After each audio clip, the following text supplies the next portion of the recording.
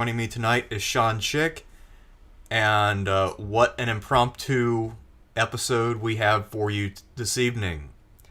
We just finished watching the first presidential debate. Sean somehow got through it without the aid of alcohol. I guess he did have people with him. I watched it with my girlfriend. I had plenty of alcohol.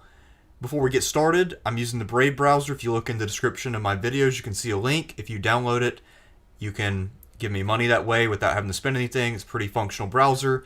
Also, you can apparently send me VAT currency, which I don't know exactly what that is, but apparently I can convert it to money. So go ahead and do that. And here is my Spirit of Thersites channel. You're already here. You know what it is. Thersites is the historian. That's also me. Forgotten Battles. That's Sean and Danny mostly. And WTF Gas Podcast. This will be going live on October 1st. That is basically an entertainment channel, so check all of that shit out. And in the meantime, Sean and I will discuss the event that just occurred tonight between Joseph Biden and Donald J. Trump. Are they both juniors? Are they both? Donald Trump. No, they're not. There's Donald Trump Jr. I'm sorry. He's a senior. Yeah, that's right. I'm sorry. Sorry about that, everybody. You'd think I'd had alcohol tonight. I didn't. I had people over, and I was like, I didn't expect to be doing a live stream about this, honestly. You know. Yeah, I didn't expect it either. I just I texted you, and then we just kind of went from there. It was kind of an impromptu thing.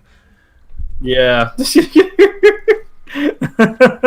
So yeah, we did not plan this. I'm still gathering my thoughts. I don't know about you, but I have to say the CNN anchors afterwards, rarely do I agree with what they say, but the guy immediately afterwards said this was a dumpster fire wrapped in a train wreck or something like that. And then Dana Bash, who came after him and rarely says anything interesting, says, I'll just put it bluntly, that was a shit show.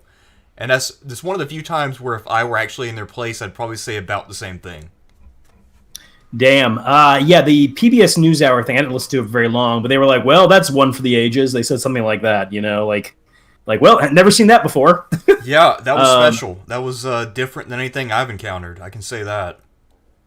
Yeah, Danny wanted to watch because he was like, are we going to get, what makes these two candidates so, unique in their unique in the not good ways? Or were they going to play it safe? To which I was like, no, Trump's not playing it safe. He's not dumb enough to not look at polls, if you will. He knows that, Biden's doing better than Hillary was this same time last year. A lot of people are early voting, so he's going to fight for his life, So we all know, man, love or hate Trump. One thing's for sure, he's going to go down swinging, right? Yeah.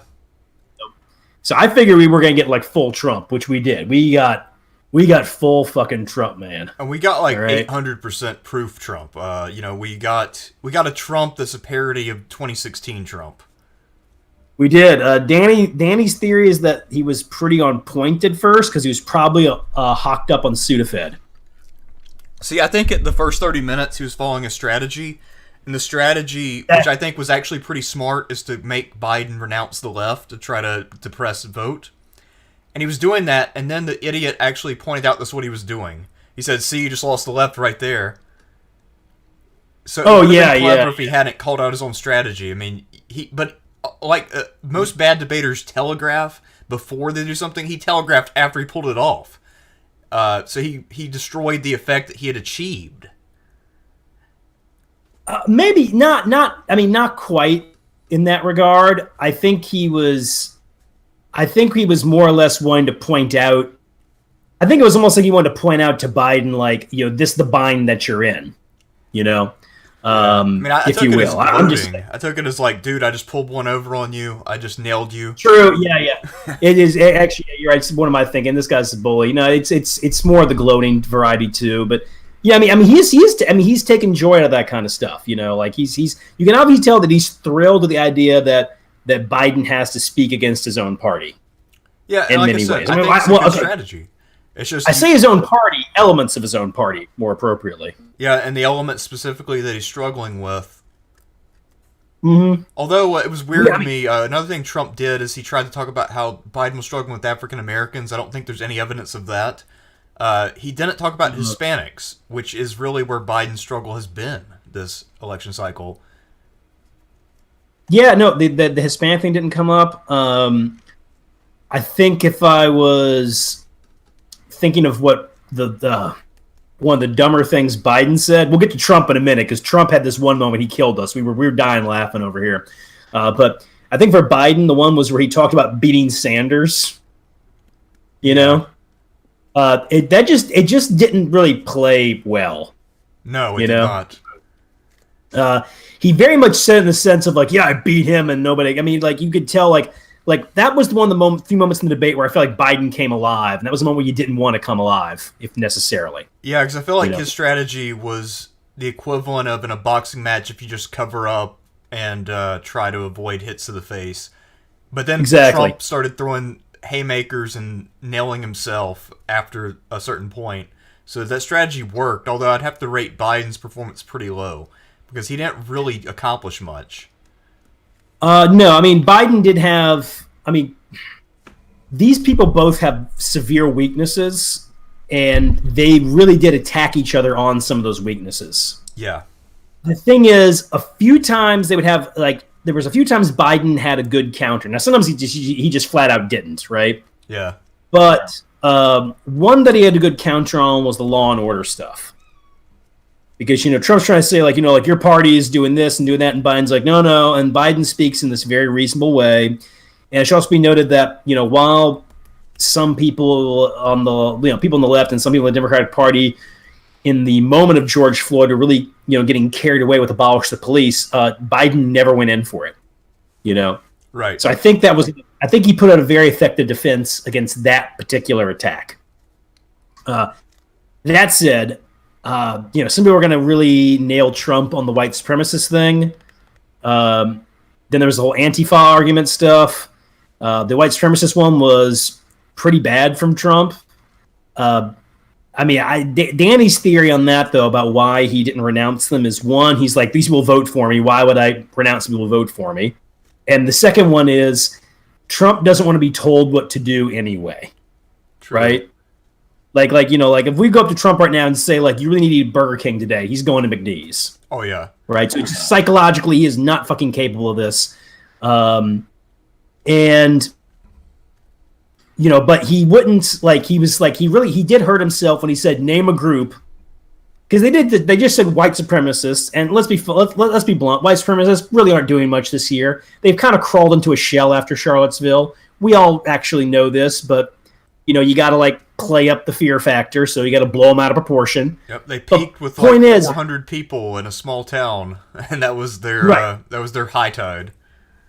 Right, and like Trump said like, "Well, name a group," and then they did. They named the Proud Boys, and Trump's thing was like, "Stand down and wait" or something. I'm just like, that's not how that works. And I get it though, because Trump's like, Trump's thinking he's like, they want to vote for me. Why would I talk bad about them? Well, also the thing about the Proud Boys is they haven't been relevant in a while. Exactly. Their leader Gavin McInnes left a couple years ago, and how many members they have reasonably? Like a couple hundred. I mean, and they're just basically guys who aren't getting laid. I mean, that's really their whole shtick, is that they're guys who are angry at women because they're not getting any. That's to my knowledge, I don't even know as much about them. I just know that, look, a lot of the far right types are not even happy with Trump to begin with, because how can I say this? Like he really didn't do much for them, honestly. So, I mean, I don't know. It's talking about small potatoes, and meanwhile, a variety of far left groups are pretty openly coddled, depending on what city you're in. But the point is that Trump, when he's given this easy thing, like, here, go beat up on white supremacists. Like, these are people who you can freely beat up on. You can do whatever you want horrible to them, and nobody cares. Them and pedophiles, right? Yeah. And he wouldn't do it. I'm just kind of like, dude, that's like a gimme. Like, everybody beats up on white supremacists. White supremacists beat up on themselves. Yeah. I mean, I don't know what he was thinking there, and I think he probably just flubbed the line when he said when he did the stand by part. I assume that's not exactly what he meant. but still, it was a very poor phrase, and that's definitely going to be used against him. Yeah, definitely. On the other end, what I thought Trump was worse at in the debate is what he's worst at as a president, which is dealing with climate change. And we died laughing when he's just going like, "You need clean air and clean water, immaculate air." But here's the best part: we are planting so many trees. We have the $1 billion tree program. Oh no, the billion tree program. That's what we have. Remember? Yeah. Yeah, we fucking lost it. And then he was talking about like going to a forest city. So, I'm thinking like Lord of the Rings with Lothlorien and Mirkwood and everything. Yeah. Like, I went to a big country. There was a forest town. I'm like, Elrond is there, But yeah, that was rough on that end. Biden was defensive. I think in the early part, especially, Biden did look like a confused grandpa in particular. Oh, yeah. He didn't look great. Also, it was interesting to me, Trump's strategy of interrupting constantly, because he was doing that, and he was making Biden look weak, even if he was making himself look like an asshole. And then when Biden attacked his COVID response, where I think Biden had his best rehearsed line, Trump was oddly silent and let Biden deliver the attack, talking about how Trump was weak and unprepared and clearly confused and panicking. And he just let Biden deliver that one without interruption, but everything else he interrupted, and that was clearly Biden's best line. So it's like, why did he time his interruptions that way? What was he thinking? Did he just need to catch his breath? Biden's attack was very effective at that point. Maybe, I think it might have been too, though. Like, that was one of the things that Biden said with like very strong. Like he came off very strong with it, and I think Trump just couldn't find a way with it. If you get what I'm trying to say, like he could have interrupted him, but obviously at that moment Biden held the stage for once.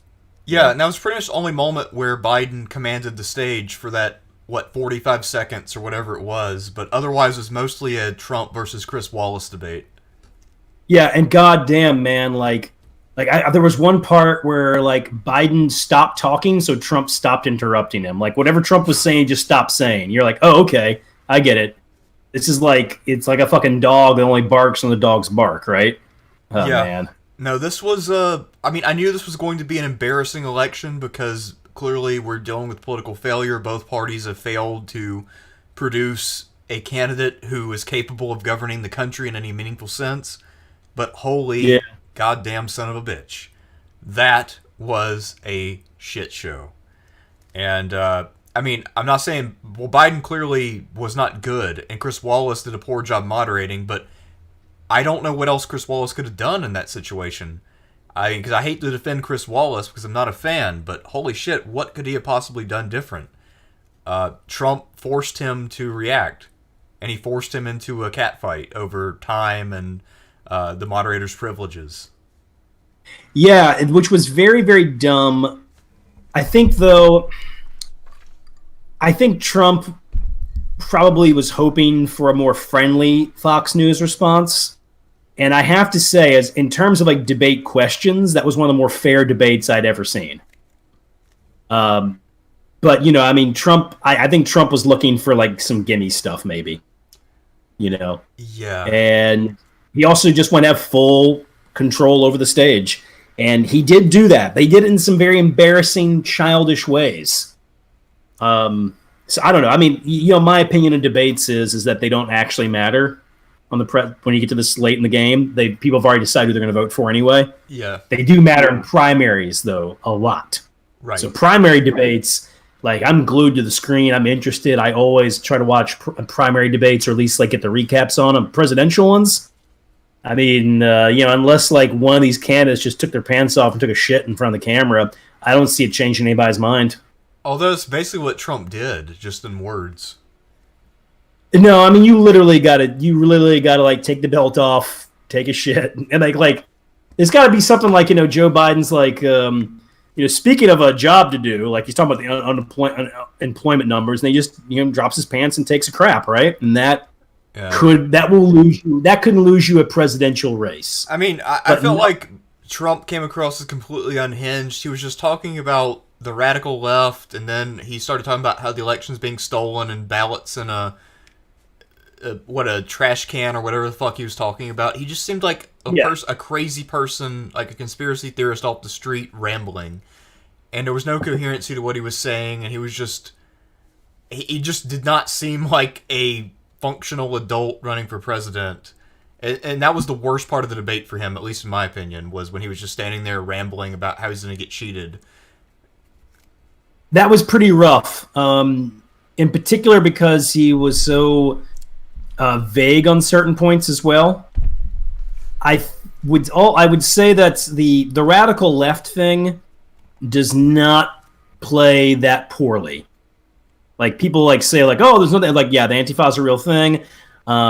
Now, when I say they're a real thing, I don't mean like, they're the second coming of the Weather Underground, okay? But this whole idea of like they don't really exist, I mean, that's as laughable as when Herbert Hoover said the mafia didn't exist for decades, Yeah, I mean, but see, with Biden didn't have to say anything, but because Trump just seemed like he was grasping, it made Biden's point about Antifa being declared an idea, not a movement. It made him look like he was on point with that, because Trump was just fighting himself on that. I gotta disagree with that one. I think that was one of Biden's worst moments, because unless you're a partisan hack Democrat, it's very much a movement and organization, not just an idea. Although, I thought it was one of Biden's worst moments. If I were Biden in that situation, I'd have asked him, because Trump was too stupid to respond to this effectively, so where's the Antifa headquarters? And then he would have just stood there and he would have started rambling about leadership or whatever. Or he would have said George Soros. Yeah, exactly. He would have just said something completely irrelevant. That one, George Soros gets more into, well, not actual conspiracy theory territory, because he does fund a lot of stuff. I mean, he is just a left-wing version of the Koch brothers, right? Yeah. But more center-left, and he's not really left-wing. Yeah, well, I mean, that all depends, right?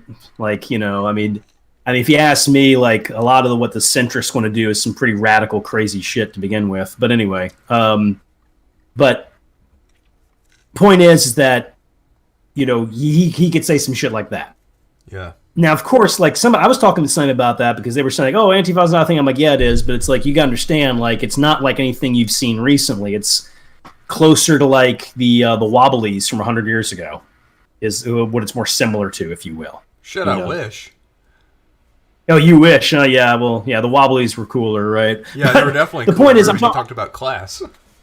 But I'm also talking about like some of the stuff they do reminds me of them. It's not a terrorist organization. This is not the Weather Underground.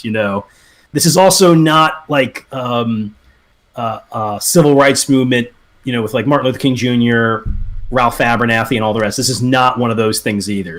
So it's something that we just haven't seen in a long time. But it's something like this has happened before, at least similar types of organizations. But anyway, my point is, I thought that was not a great moment for Trump, though. I don't think it was a good moment for Biden either, because he essentially told me that what I've seen personally, like in my face, is not real. So I thought it was a bad moment for him on my end. I mean, yeah, it was. That said, if I was to say... Yeah, go ahead. I just say, if I was going to say there was anything that Trump did well, I'd partially say the tax thing. And let me explain why.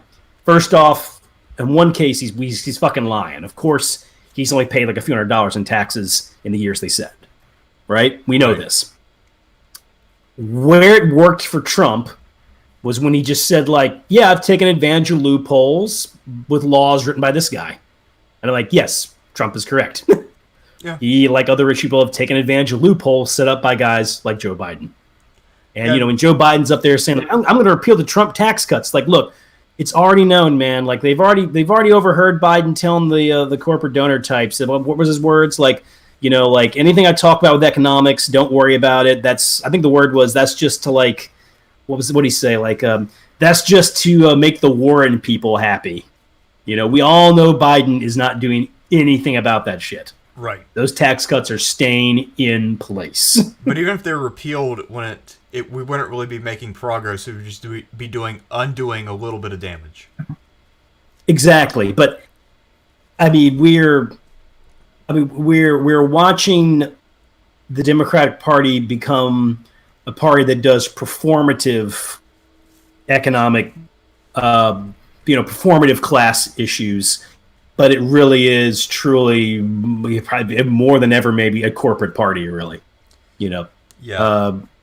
But not that Republicans aren't, because they very clearly are. Because he put up Barrett, New Orleans' own, went to Dominican. Barrett is like Samuel Alito when it comes to corporations. And if you look at that, it's like, okay, so like Alito is to the right of Roberts on corporations, and Roberts is to the right of Clarence Thomas. And Clarence Thomas is already pretty right-wing when it comes to corporations, wouldn't you say? I would say so. I've never known him to do anything that's anti-business. He has a few times, actually. He's done it a few times. I mean, like, what I'm saying is that if I'm a corporation, I'm pretty sure Clarence Thomas has my back, right? Yeah. But Alito always has my back, right? And they just put up essentially like, female Alito. That's what they put up. So, I'm not going to comment on anything about her personally and whatnot. And I didn't say anything about Kavanaugh or Gorsuch because I don't have enough of their Supreme Court cases to really make a call. But nothing in their background tells me they're not going to be pro-corporate. And, if you look at like Ginsburg, and Ginsburg wasn't particularly pro-corporate, of course, but she was actually more pro-corporate than some of her colleagues at the moment she was appointed. Yeah. And Kagan and Sotomayor to the right of her.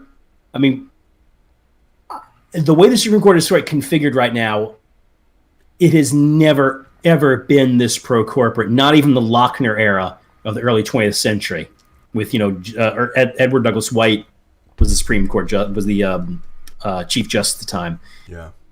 I mean, that was already pretty extreme, So I don't know, man. If I was a corporation, I'd want to get as many cases in front of the Supreme Court right now as possible because they're all going to go your way. I mean, the chances have gone from like 70% to like 100. You're golden. Yeah, you're right. I mean, do you think that Trump will put another justice on the bench before the election and before the inauguration, or what? Barrett's in. There's no way they can stop it. I mean, short of like something psychotic, like they blow up the Capitol building when the Senate's in session. Although Trump's justification for putting another judge on was pretty ridiculous, and Biden did fuck up by not calling him out for the hypocrisy based on what the Republicans did back in 2016. This is the thing, though. That was one of Trump's 2 or 3 best moments, I thought, because all he said was, I'm the president, the Senate's elected, I have the Senate, I'm not the president for 3 years, I'm the president for 4 years. Yeah. Now, Biden could be like, well, what about 2016? All Trump has to say is, that's McConnell. Take it up with him. Yeah, he could have done that. Biden didn't try to contest it. He also didn't contest Trump's little point about how Obama left all these vacancies, which, again, was mostly a McConnell issue. So Biden just sat there and ate shit during that exchange. And at first I thought it was going to be Trump just yelling over him the whole time, and we end up with Trump comes across as unlikable, but ultimately Biden has no answers. And then after that 30-minute mark, Trump just did whatever that happened. I don't know what the problem was, but after about 30 minutes, he just fell apart and started destroying himself. Well, Biden wasn't putting up much resistance, and Trump's the kind of guy who's like always testing boundaries, right? Yeah. So I was at the film, he's like, what can I get away with this time? Because, from Trump's point of view, why would you stop? True. I forgot who it was. It was somebody on like on fucking Real Time with Bill Maher. I'm sorry, Real Time. This is not politically correct anymore. But Real Time with Bill Maher, like I don't know, like a few weeks after Trump won 2016, he said, "Hey, I'm not a Trump supporter, but I got to be honest, man. He's probably one of the only people in the world who can sing Frank Sinatra's My Way, and it's actually like a fact. Like he's literally just done it his way." Yeah. So why would you stop? People are like, why is he like? I'm like, I don't know. Why would you stop? If you just get your way all the time, what would tell you to halt? Nothing. Yeah. So he's just like, whatever. I'll just say some random shit and we'll see what happens. yeah, I guess probably in his mind anyway, he already had Biden on the back pedal in that regard. But at the same time, I mean, for me personally, I mean, it's fucking disgusting to watch, right? Oh yeah. He interrupted Biden constantly. It was fucking bad. And it wasn't like with Hillary where occasionally he'd be like, wrong, wrong. You're like, okay. This time, it was just nonstop. Yeah, the wrong strategy was much more effective than whatever he was doing tonight. This just came across as petty, childish, and entitled. And also, that combined with his earlier comments about the president can do what he wants, and the whole thing about I would deploy the military to deal with protest, all of that just plays into that narrative of Trump being an authoritarian. So he basically just confirmed all the shit that the Democrats have been saying about him. He played right into their hands. I think if you're already like a Democrat who's sold on that narrative, but I mean, if Trump was a real authoritarian, he would have just sent the army in. Yeah, but his plan for distributing the vaccine involved the army. It's like, what the fuck are you talking about? You don't need to deploy the army to distribute a vaccine. There's local government. I think he's probably watched Outbreak too much, okay? Yeah. All right. He's watched too many of those movies where they got an outbreak and only the military can take care of business, like the quarantines and the giving out of vaccines. He's watched too much television, right? Yeah, I mean, because we've been dealing without martial law so far. It's been fine. We have local officials. We have health departments. We have sheriff's departments. We have all kinds of different means to distribute medicine. We don't have to go to deploying the military domestically. The fact that he went there immediately as the first resort, there's no way that the Biden people, incompetent though they may be, won't make hay of that. Yeah, I think that's a pointless issue, though, man. Like they've been talking about Trump being an authoritarian for years, and it really just hasn't happened. I mean, for me, it's a boy who cried wolf thing. I guess they may have overplayed it, but I know they have, man. I mean, I'm like, look, if he any excuse he had to do a Reichstag fire situation, he's had 1,000 Reichstag fires by now, and he hasn't done it yet, and that's because he doesn't have the backing of the military. The military has declared neutrality. Once we knew the military didn't have his backing, there's no way he can do a coup. Oh, I agree. None. He has no means. He has no means to be an authoritarian. He is going to cry like a petulant child if he loses, of course, and claim fraud. He will do that. But this idea that he's going to set himself up as some right-wing dictator, I mean that's not a realistic thought. The thing is, in terms of being able to raise money off of that, the Democrats, he gave them a lot of shit tonight. He gave them ad material out the ass. I mean, he just wrote like 5 ads. If you bought into the Trump is Cheeto Hitler thing, but you're always looking for evidence and everything. I don't know. I think to me, it's as hilarious as the FEMA death camp shit, Yeah. Or that one guy said when Obama left, he's like, wait. So Obama didn't put us all in FEMA death camps, and he didn't take our guns away. God, worst Nazi ever. Yeah, no. It's the same thing. Like, Trump's going to be out, we're going to be like, worst Nazi ever. And guess what? They're going to call the next president a Nazi. Oh, yeah, sure. Because we're fucking idiots, man. We have no historical imagination. All we can go is just go back to the Nazis. That's all we have. We have nothing else. We have no other conception of what political evil looks like. That's all we got. Because Indiana Jones. There Nazis, and for people who have read half of a book, communist. Yeah. Maybe slave owners too. Maybe like you got 3 different versions of evil, and that's it. But only the most caricatured, ridiculous versions. Right. And meanwhile, you'll have other horrible things that could happen. I mean, everything's age specific too, right? Like, back in the new atheism thing was all the rage. I mean, you get to hear about inquisitions a whole lot. Yeah. And you get a good point with the communist thing. I mean, if you're in certain circles, I mean, communists are as bad, if not worse, than Nazis. So it also depends on your circles. I'm just saying that Nazis are the one group that have the most broad-based, everybody doesn't like them. Yeah. They've got that. I guess Confederates, too, in that case, with the slave owner thing. But the problem is that they didn't have cool uniforms, and they're not nearly as terrifying looking, Yeah. And I think also because people associate the Confederacy with the rural South, which, let's face it, rednecks are the one group in America you can endlessly make fun of, mock, insult, stereotype, and it's perfectly fine. You're not going to have any major repercussions. So, you're already talking about a group that people like look down upon. It's also Nazis, interesting. we're afraid. Speaking of Southern rednecks, I think that they've internalized the idea of taking shit so much that you can be a comedian from the South who makes fun of the South and have a great career. What's that guy's name? John Reap. That's all he does is talk about how rednecks are idiots. And he does it with a very deep Southern accent, talking about how he's from Hickory or whatever. Yeah. Rednecks pay to see him talk about how they're all idiots. Yeah, but I've never seen the guy. I mean, he does it with like the wink and the nod and the understanding that I'm one of you. He does it that way? Sort of, yeah. Although, he does talk about how he moved away and how he doesn't regret moving away, so... Oh, okay, well... I'm surprised they're into him then, Yeah, because like the Blue Collar Comedy Tour was more of a, I'm really with you guys, don't worry. But with him, he's like, yeah, man, I had to move away from Hickory, I had to go to Hollywood. And then he'll sometimes talk about how people in Hollywood are a little bit ridiculous, but he's mostly just making fun of people who live back in his homeland. Anyway, that was a bit of a tangent on my part. But, yeah. Let's just face it, though.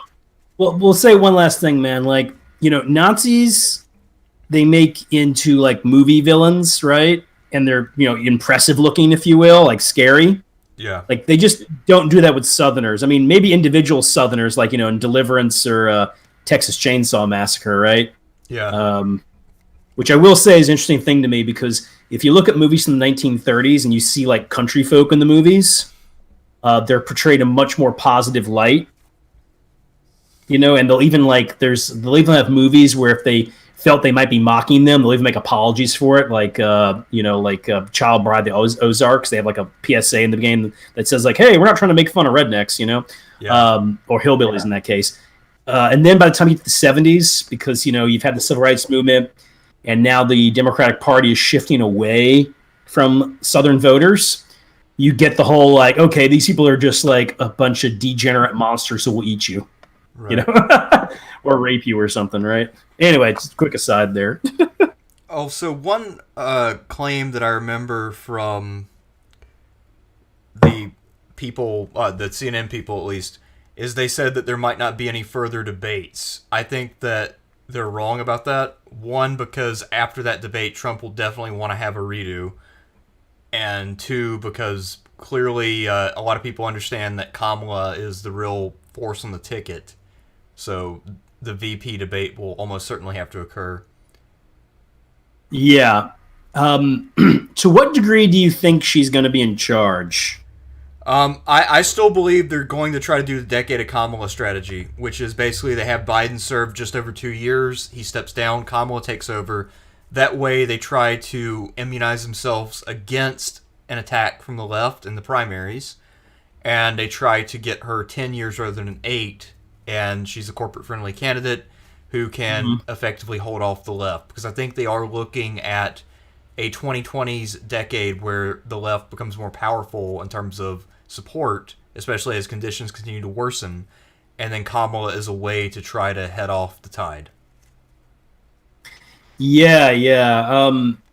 That does kind of remind me of this like idea I was talking to Danny about, where corporations 15, 20 years ago were very much defined by neoliberal economics, and I feel like now they're shifting towards kind of this model where corporations have values and they try to get you on board with those values, and they also become part of your personal branding and your politics as well. I kind of feel like that's sort of a thing we're going through, and I think that's a way to head off the fact that you can't base your corporation around neoliberal values anymore. At least nakedly neoliberal values. You got to hide them behind something, right? Right. So I think you got a really good point there that Harris is a way to head off any elements of the left that might actually question power. So I think that's what she's there for, and I also don't think they're going to go all 4 years with Biden. I mean, he had a lot of openings he missed tonight. that debate would have been very easy for pretty much any functional person to land some serious blows on Trump. I mean, basically, Trump had to beat himself. Biden's no longer capable of winning a debate. Trump defeated himself. And he also, the fight with Chris Wallace, because he basically anticipated, he said, Chris Wallace isn't my biggest fan, he'll probably be hostile. But instead of giving Chris Wallace a chance to be hostile, he went after Chris Wallace. So you can't even say that Chris Wallace was all that hostile because Trump started the shit. I don't think Chris Wallace is hostile. I think Chris Wallace is trying to be fair. Yeah, and I mean, and then Biden's like, well, he's interrupting too. Chris Wallace is like, well, yeah, but you did most of it. No, I didn't. Okay. This is absurd. Honestly, if I'd been in Chris Wallace's place, I might have just walked off right then and there. I mean, that was the most ridiculous debate I've seen, and I don't know how Trump did what he did. Normally, because I know a lot of people were warning about how incumbent presidents typically tend to come across as too calm and collected during a debate because they don't remember what it's like to strive for the office and they're used to being surrounded by yes men. So people thought that Biden would be passive. And I remember I looked up Pod Save America because apparently I hate myself. Anyway, you do hate yourself. Yeah, I guess I do. You really hate yourself. Anyway, it was a bunch of former Obama people talking about how Obama was using the passive voice, and he's talking about the economy and letting Romney run all over him. Then after the debate, he's like, yeah, I think I came across more presidential. And they had to be like, dude, you really fucked that one up. Trump instead was like the opposite. He's like, no, I'm going to take what I did in 2016 and I'm going to inject that with a syringe full of liquid cocaine. Well, you remember Obama was like, they thought he was sleepy because of the elevation. Remember that? There was a bunch of former Obama. You know what I'm talking about? Not really. Hello? No, I don't remember that. Oh yeah, no. Well, remember him and Romney had that first debate in Colorado, and Obama looked kind of sleepy, and some people said it was because of the high elevation. Oh. Yeah, I mean, I'm just saying, right? Wow. But no, I think, I'm not saying it's the reason why. I'm saying it's the excuse they gave. I mean, it very well fucking could be, you know? I mean, you know, like, I've been to Denver. They're not kidding, man. Alcohol hits you faster over there, you know? So maybe Obama had one too many in the back. I don't know. But, see, I thought at first, like, Obama had just learned that Michelle was fucking somebody else because he was just looking defeated and just completely downcast. I mean, he wouldn't make eye contact with the moderator or the camera. He was like looking down and to the right or to the left the whole time. So he just looked to me like he'd been having a shitty day. Obama was never like a great debater, and I remember reading that he never liked the debate stuff because it's not even really a debate. It's more like, you know, you answer some questions from a moderator and you respond back. It's not a true debate to begin with. And he doesn't like that kind of that particular type of show in politics, you know. So, you know, I get that. I mean, like I said, I think I think these debates are mostly pointless anyway. You know, I mean, everybody's already made up their mind. Yeah. Although in this case, I feel like if you were sort of light Trump or sort of on the fence, maybe Trump's performance here was bad enough that it might be a turnoff because this did not come across like a sane human. No, it didn't. But here's the other kicker Biden too. Much better, but at least he didn't come off like a psychopath. Well, then you're getting into what my thing was with the Hillary-Trump debate from years back, right? The first one. People said the same thing, like, "Oh, Trump looked really unhinged and, you know, not presidential." I was like, "Yes, you're right. Trump looked very bad." However, you know, Hillary looked like she was doing an impersonation of the Uncanny Valley. He just didn't seem human. She was very robotic in that debate. And so I thought that, my God, you know, you are so lucky Trump was your opponent. Yeah. And I feel like there was a similar thing here, although, you know, Biden didn't do the Uncanny Valley thing, but, you know, in one crucial regard, Biden did very poorly. He looked weak. He looked like somebody who could be run over. He looked like somebody who could be controlled by, I don't know, maybe Harris. And I just don't think that this is really going to convince anybody. I mean, Trump trumped. He Trump does. If anything, maybe Trump just forced a few of his supporters to go libertarian. I don't know. It may be, but I don't think Biden gained anybody. I don't know if he gained anybody, but that was, on Trump's behalf, I have to say, that was probably... That has to be goddamn near the worst performance I've ever seen. Yeah, I don't think so. I don't think that's the worst performance I've ever seen. I don't think so. Really?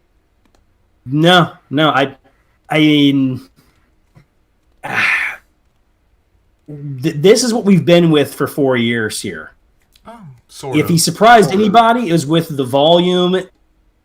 If he surprised anybody, it was with the volume of it. Okay, Yeah. but the fact that Trump would attack is not a surprising thing. His supporters are going to like that anyway. He's fighting a candidate who is polling better than him, but himself has pretty high negatives for a presidential candidate.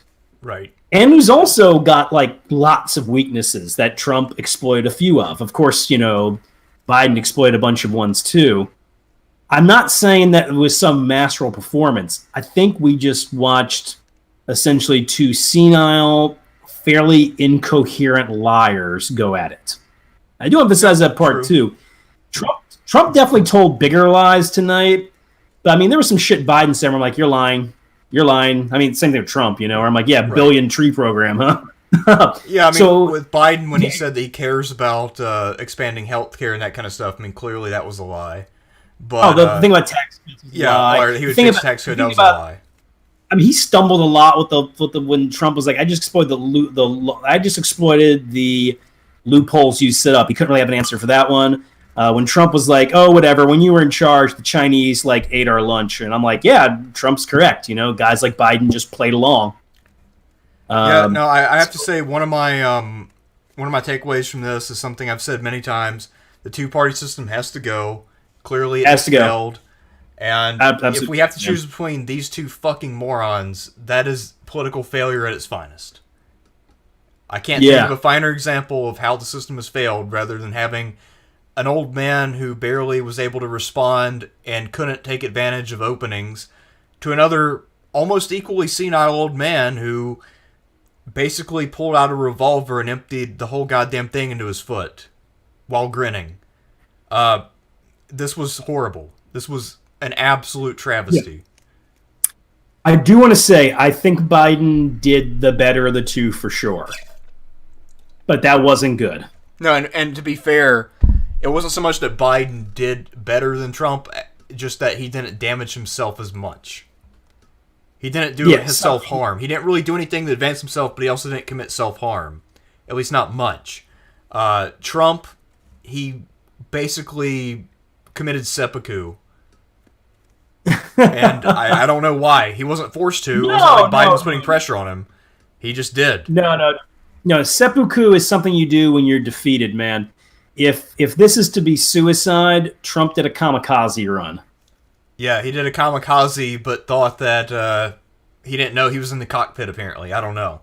That was... I'm just saying, man, if you're one of these Republicans who likes Trump the fighter, then you got exactly what you fucking wanted.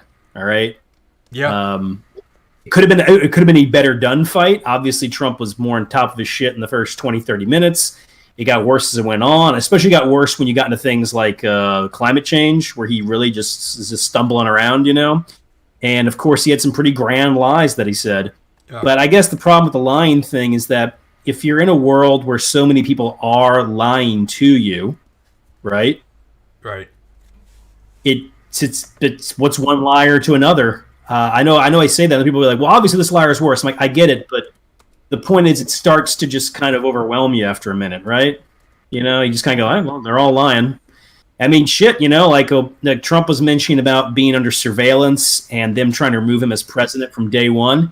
That was one of his three finest moments because he's actually making an earnest defense of himself. I'm like, you're right. You were never given a chance ever. They wanted you dead immediately. Yeah. True. And I mean, and not that I don't like Trump, but I think it just didn't. I don't know that's. I think they set up a very bad precedent with going after Trump right away. That's all I'm saying. But what do you know, man? I think mean, you're we're just right about living in that. an era of like, well, we're just living in an era of normative failure. I mean, before Trump was in office, people were like, well, Congress is a joke. What about the presidency? Well, presidency is still kind of respectable, regardless of what birthers might say. And then now it's not. And the Supreme Court, not a wildly popular institution. Actually, oddly enough, fun thing about the Supreme Court, by the way, do you know in our lifetime when it enjoyed its highest popularity? Can you guess like not the decade, but like the part of what decade? Like, like mid 90s, early aughts. Like, what do you think? What little period of history do you think the Supreme Court was at its height of popularity? I'm going to go with the mid-aughts. Very close. Early aughts into mid aughts. Okay. Yeah. So I'm sorry. Yeah, I should have said both. And yeah, early and mid aughts. Funny enough, their highest popularity was after the decision that put Bush in office. And you know what that supposedly is about? What's in the that? 90s, Republicans hated the Supreme Court for decades, and a lot of Republicans felt that the Supreme Court had finally thrown them a bone. That's what it was. Yeah, it could make sense. I mean, yeah. So, I can't think of too much else that I haven't said already. I don't know. Do you have any additional observations, like to maybe respond to some of the chat stuff? I think the other one, too, just to say, is that the Supreme Court packing scheme, I get it. But once you do that, I don't know what's left that's legitimate, except for certain state governments. And I say certain ones. I mean, obviously in Louisiana and Illinois, local politicians aren't held in the highest regard, Yeah. So I really don't know where you go from there. When it came to Trump trying to accuse Biden of packing the courts, I feel like both parties have been fairly explicit about their intentions of winning seats in the court at any cost. I don't think there's really much to be gained there. And if anything, he just sounded desperate by pretending that only the Democrats try to pack the courts. Because if anything, the Republicans have been way more active on that front. The Democrats have had the same strategy, but been way less successful. Nobody's talked to. No, wait. If you're talking about getting your Supreme Court justice in, sure. But if you're talking about packing the courts, nobody seriously talked about that until like Pete. A year ago. And it was Pete, specifically. Right. I mean, so I'm just saying, like, I mean, I don't know. They do that, and the Supreme Court is a joke at that point. I mean, why take it seriously? Yep. I mean, beyond the fact, I guess they'll technically still have whatever power they have, but all it'll take is for a Republican to go in there and be like, I want 8 more justices, right? And the next thing you know, you're like Poland. Yeah. But anyway, so I don't have anything else. Just both these people looked really bad. I don't really think they gained or lost many voters tonight. I guess a lot of people are going to declare Biden the winner, and I think he is very marginally the winner because he did look very weak up there. And on a very animal level, people want strength and success. Well, that's fair. Hey, people pretend to be like, oh, we want this. No. You want strength and success. We know this, right? I mean, like people in Hollywood can talk about body positivity all they want. They're going to put attractive people on screen. True. I mean, it's what sells tickets, especially in a place like China where they are not interested in that stuff at all. And a lot of movies are made for the Chinese market. I'm just saying it's all just a bunch of hypocrisy, and people do want strength. And Trump did look unhinged, but he also looked strong. The strong's not everything, of course. There's such thing as strong, but also incredibly fucking unhinged. I actually, because I didn't think there would be a winner tonight. I actually thought it would be just a complete mess, but without anybody scoring any points. But I think that Trump somehow managed to defy all expectations and lose in a clear way.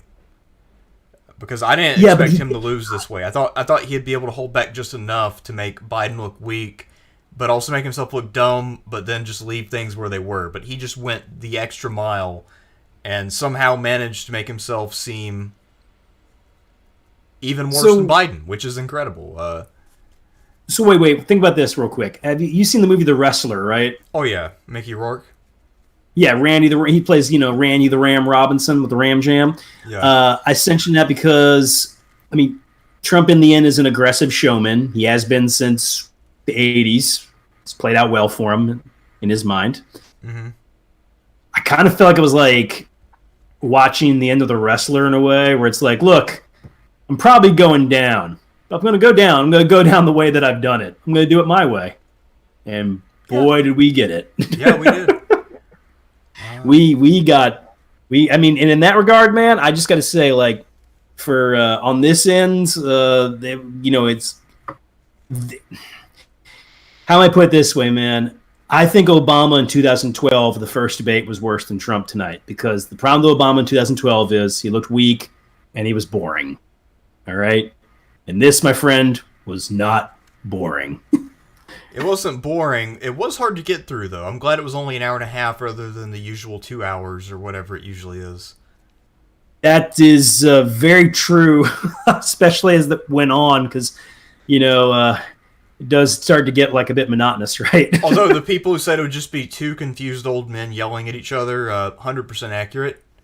So yes. There's that.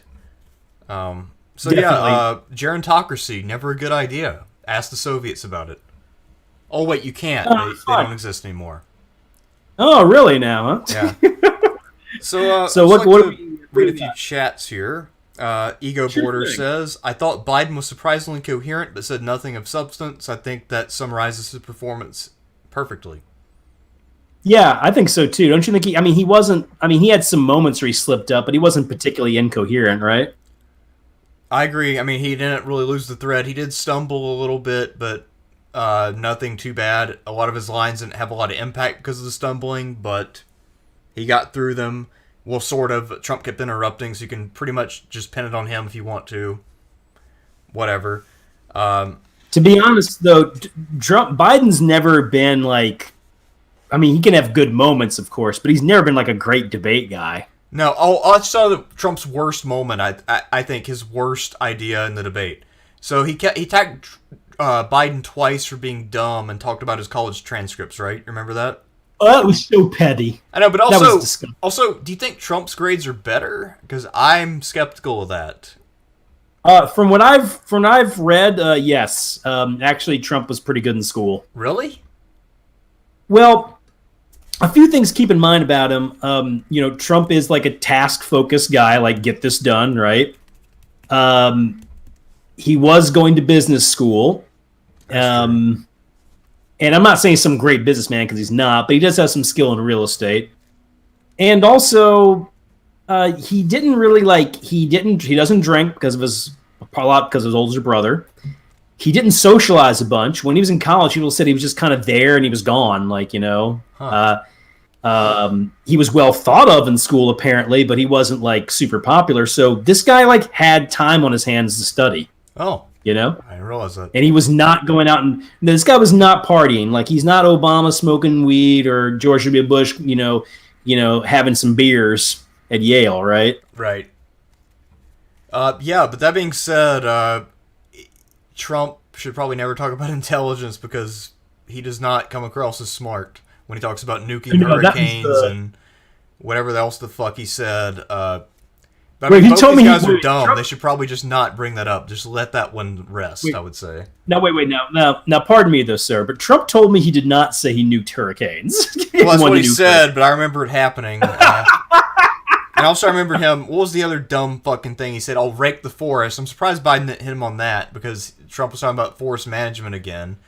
And God, that was the best part. That was the best part. We're dying through that, man. Like, yeah. You remember he's like, I went to a big country and they got forest cities, forest towns. It's great. My God, yeah. I don't like. He was just rambling, and then he's like, "Well, I'm smart. Biden's not smart, but I'm very smart. Islands are surrounded by a lot of water. I know that because I paid attention in school. So smart." Yeah. Michael Klein says, I decided to spend my time watching a documentary about pre-Incan architecture. I think I learned far more than I would have learned from this debate. Undoubtedly so. Most likely so, yes. Yes, most likely so, I would say.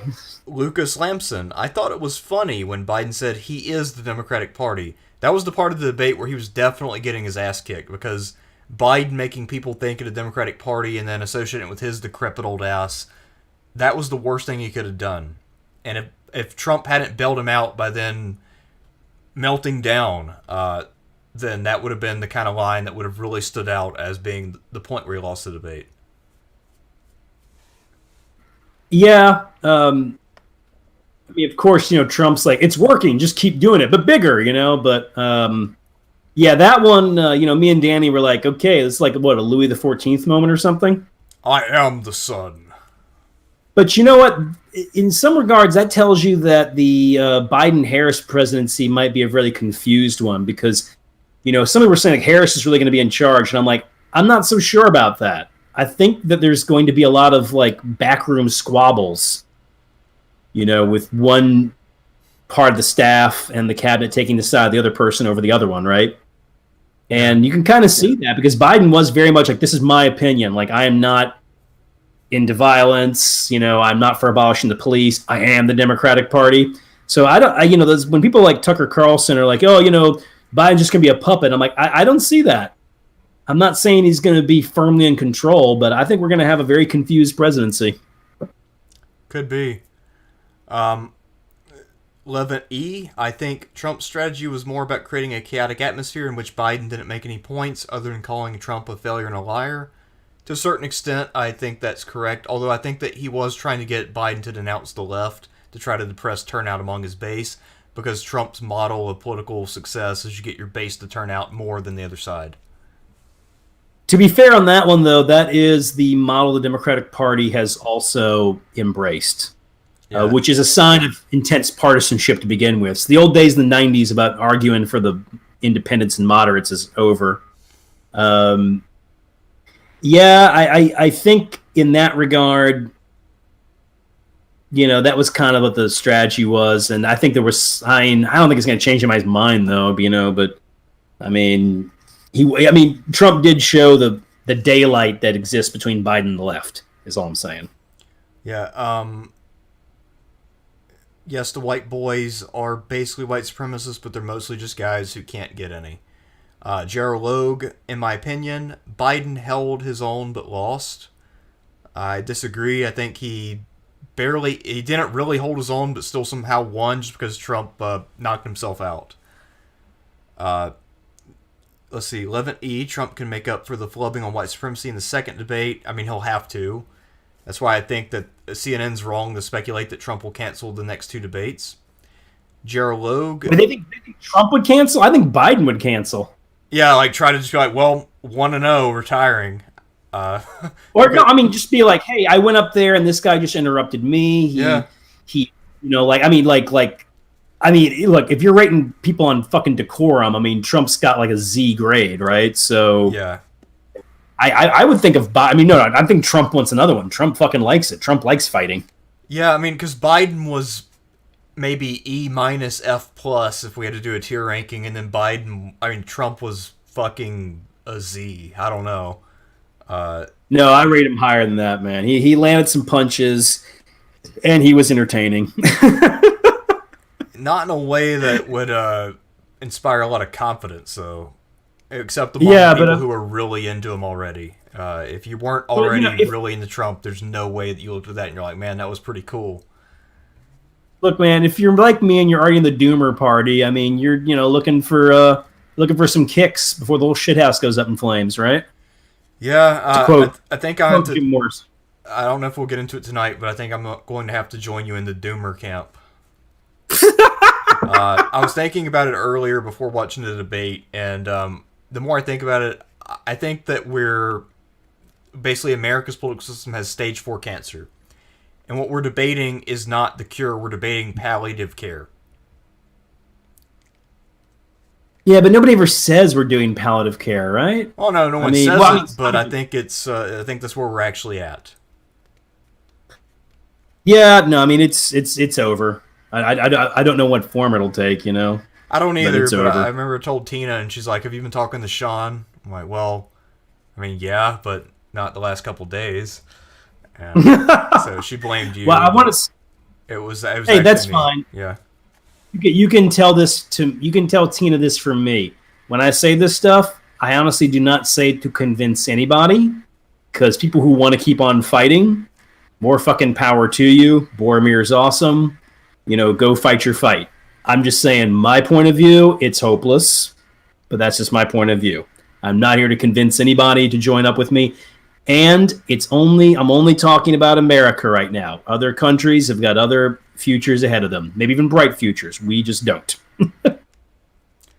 Yeah, no, I agree, unfortunately. Gerald Logue, watching Trump debate is like watching Picasso paint. He's a genius. If you mean that as a joke, then this is the comment of the night. Gold star to you. That reminds me of that it's like watching somebody paint. I don't know. What's that line? Is it a Picasso or a car crash, right? Yeah.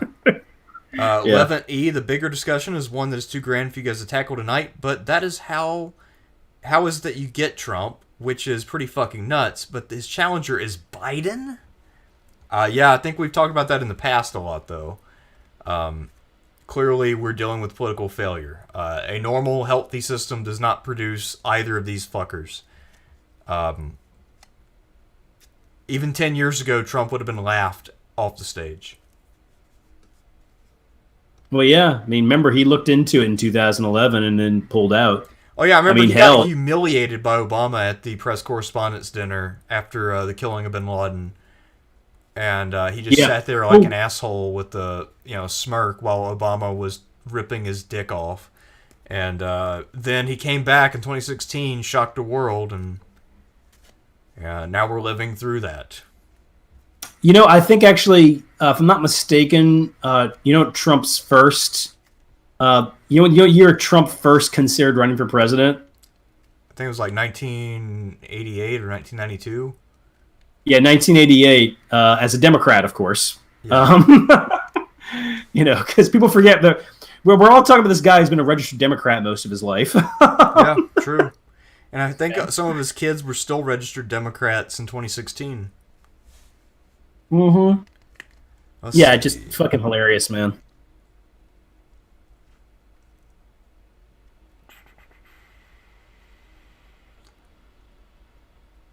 Ego Border, I think a strong moment for Trump was when he said Roe versus Wade is not on the ballot. I don't remember him saying that, but... I do remember that. I didn't think it was strong insofar as we all know that parts of the Republican Party, whether it's an accurate assessment or not, I mean, parts of the Republican Party, whether or not it can actually happen, do look at the Supreme Court as their way to overturn Roe versus Wade. And therefore make abortion once again a states' rights issue. I personally don't think it'll happen because I think Roberts will get everybody in a huddle and say, okay, if we do this, this court will be ignored, and this has happened before. He'll just point a picture of like Justice Marshall and Justice Taney and say, see those guys? Eventually they were ignored, Yeah. So that's my take on it. I'm not saying it's impossible, though. I mean, it could happen, but so that's my take on it, man. I think Roe versus Wade actually is on the ballot. Maybe not in the way Democrats think it is, but I do think it's on the ballot. All right. Ego Border says, I think Trump's strategy was to get Biden off balance straight away, but he didn't succeed and should have pulled back. I think we basically have been saying that. Yeah. So we agree. As Captain Cold Iron would say, you're on my wavelength, and you're correct. Yes, great Rotor reference, sir. Yeah, no, man. Yeah, I think so, too. By the way, what's the name again of the person who said that? Ego Border. Cool name, man. Yeah. All right, Levant E. The more I think about it, the more disappointed I am with the Democratic Party. I don't think you'll get any disagreement from us. Yeah, definitely not, man. Although, I will be honest. They could have picked worse than Biden, though. Yeah, Bloomberg. I will say that. Bloomberg. I would say Harris, but I guess they picked her anyway. Yeah, we got her anyway. Maybe Pete. Although in the particular debate, Pete would have done way fucking better than Biden, even though Pete might be a worse overall candidate. Yeah, I agree with you about that. Yeah, I mean, Pete would be a better candidate, but I'd actually rather have Biden on the ballot than Pete. Yeah, Pete is. I mean, I know it's Danny's ultimate nightmare, Pete Buttigieg. To me, he was second to Bloomberg because Bloomberg is literally an oligarch trying to buy the party and making no bones about it. To me, that is the worst possible case. But Pete Buttigieg is the ultimate cipher for corporate power. So he's just a stutter step behind. So Bloomberg's the very blunt one. And it's interesting that, we all knew that Bloomberg was doing that, and nobody was like there was no shame or moral condemnation of that. That's one of those reasons why I'm like, okay, the class issues are dead, because, I mean, if the if basic good governance issues, the basic civics issues, I mean, fuck. If that shit mattered, man, Bloomberg would have been laughed off the stage. Instead, that motherfucker spent a lot of money, was taken dead seriously, and let's face it, he didn't do that bad in the primary considering how late he joined in, Yeah, although he had to spend a ridiculous amount of money for each delegate he got. I think it was $23 million a delegate for Bloomberg. It's fucking disgusting, man. I know, it's sickening, the fact that he got any, but I didn't know whether to be happy that he had failed in his attempt or disgusted and depressed because the attempt had made any headway. But again, for me, Bloomberg was the ultimate nightmare scenario. Biden was still probably about the third worst candidate. I hate to say it. I never thought I'd hear myself utter these words. I actually think John Delaney would have been a better nominee than Joe Biden. John Delaney, huh? Yeah, John Delaney. And I remember that you did a great video on him. I know. I hate John Delaney. He would definitely be better than Biden, though.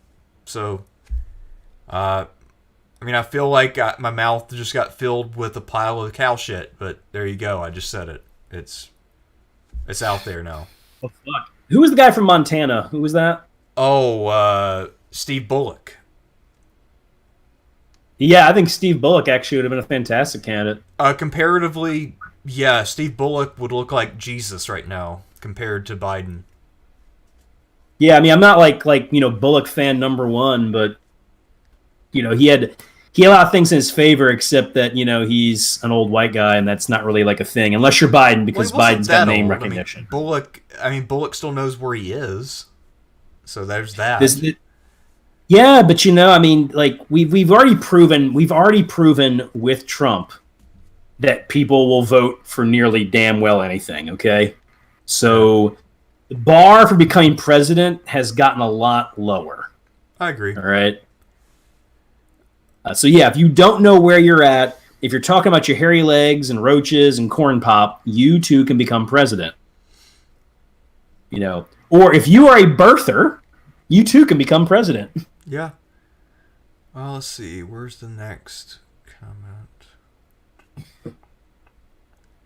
So basically, a lot of people have realized, talking about how Biden looked really old, and he did. He looked pretty decrepit. It was not a good look.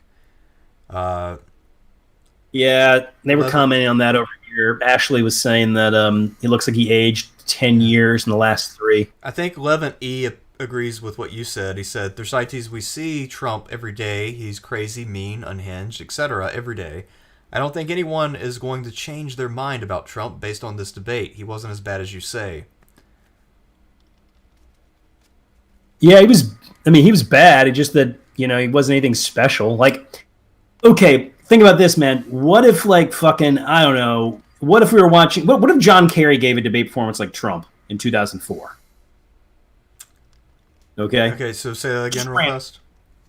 What if John Kerry had done what Trump did today, but, he did it back in 2004? That would look insane, right? Yeah, he would have gotten fucking creamed. Yeah, we'd all be like, this guy's done, he's over with. And keep in mind, Bush in that debate with Kerry, the first one, I remember that. Bush didn't look so good. Kerry beat him. Bush looked petty and mean, right? I thought they were both horrible in all 3 debates. I remember, because people told me, don't worry, Kerry's a really smart guy and a really good debater. And I just remember him, I will do the same thing as Bush, but I will do it better. I will make America better, one syllable at a time.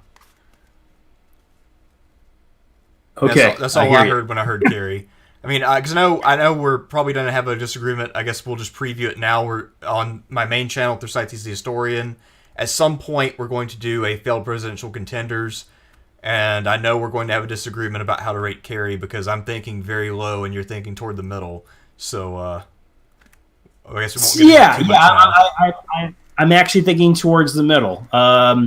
You are correct about that, but I want to say though, I'm not thinking high here. Oh okay? no, I mean you're not saying A, but I'm thinking much lower than what you're thinking. Let's put it that way.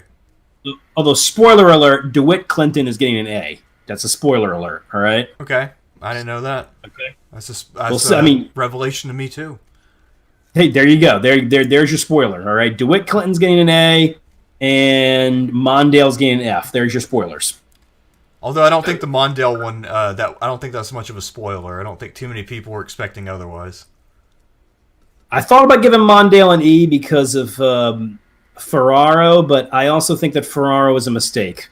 I don't know what you're talking about, Sean. I mean, clearly Mondale is an S. All right, this man ran the best presidential campaign in history, and the fact that people didn't vote for him is just further proof that America is racist. Don't ask why. Don't ask why. Critical race theory says so. Exactly. Ego Border says that Univision viewers voted Trump won the debate by 66%. Huh? Who watches Univision? I have no idea. I don't. It's a Spanish language channel. Huh. All right. Maybe they're looking for a Caldillo. I don't know. I haven't watched Univision in years, man. One of my neighbors, we go play with them. They were from Guatemala. Their grandma watched it all the time. But it was, all I saw was a lot of soap operas. That was the 90s, though. Promethean Promulgation, which is a pretty cool name. Trump made the mistake of calling critical race theory racist, which is just another part of the anti-white narrative. I don't know I think if you understand what it is, then yeah, you can say it's a mistake, but I think for most people who just hear the term and associate it with some distant institution that they have no say in, that they have no stake in, I think that critical race theory does sound like something that's being imposed from on high.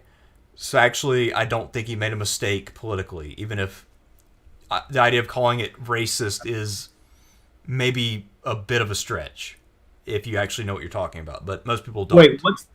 What's the comment again? The comment is Trump made the mistake of calling critical race theory racist, which is just another part of the anti-white narrative.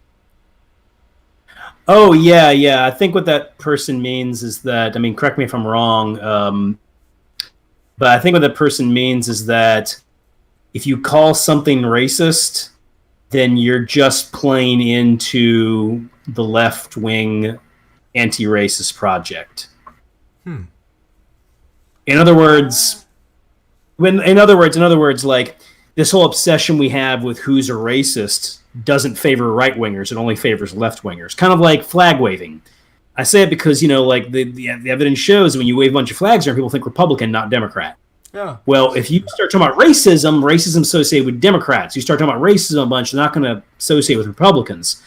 So one idea you'll find with people in the dissident right, essentially, like go watch Academic Agent or anything like that, is the idea that if you're going to talk about race the way the parameters are set up right now, you will only favor the left. So you might as well not talk about it.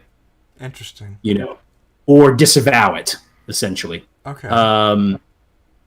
Yeah, I don't think the critical race theory thing played poorly for Trump at all. For a lot of people, it's something they've only just recently heard about. I will say I'm vindicated. I saw this shit coming years back, and people were like, "Oh, Sean, whatever. It's just silly college stuff." I'm like, "Yeah, whatever. It's coming." Silly college students tend to get positions of power. But anyway, so if you're already like a Democrat or on the left, you've already bought into that. So, what Trump said is going to sound horrendous and racist. For a lot of Republicans, he's just saying what they're already thinking, and quite a few other independents think as well. Also, just those words, critical race theory. that doesn't sell itself very well, does It it? does not. It's not very appealing, and it also sounds like something that is for a small percentage of the population, which in many ways it is. That's exactly what Well, it is. it also almost sounds like, you don't know what this really means, so you got to like go to these high priests to find out, Right. right? Like it's kind of like jargony words are meant to separate, those who are in the know from those who aren't. So I think it's kind of weird that this jargony term is trying to be applied broadly. It's almost like people are like, Marxist-Leninist theory or something, right? Yeah. Yeah. Just mistaking the Democratic Party with the, quote, radical left. But I mean, it depends, man. They could make Yeah. a case that, radical in the cultural sense, but definitely not in economics. no, fuck no. No, fuck no. Fuck no. That got them to the right of Ronald Reagan. Yeah, so I guess I mean, you definitely don't think this one changes much. I think it might change things. I'll have to see polls in a few days. It's hard to say. People's predictions can be a little hard to gauge, and right now there's a lot of uncertainty, and people are more emotionally high-strung than normal. So there is some volatility there. It's unclear whether this will have a big impact. I think it might, though, because Trump clearly did not come across in the best light, to put it as mildly as possible. We will disagree on that one then. I don't think it's going to change much at all. All right. Ego Border. I don't think Biden can afford to skip debates unless he's really going to start campaigning. I agree. I think if anybody cancels it, it'll probably be Trump. But I don't think anyone will cancel it, so. Papagi Taucher. I didn't see Trump landing any punches, to be honest. I mean, I did see him land a few early on.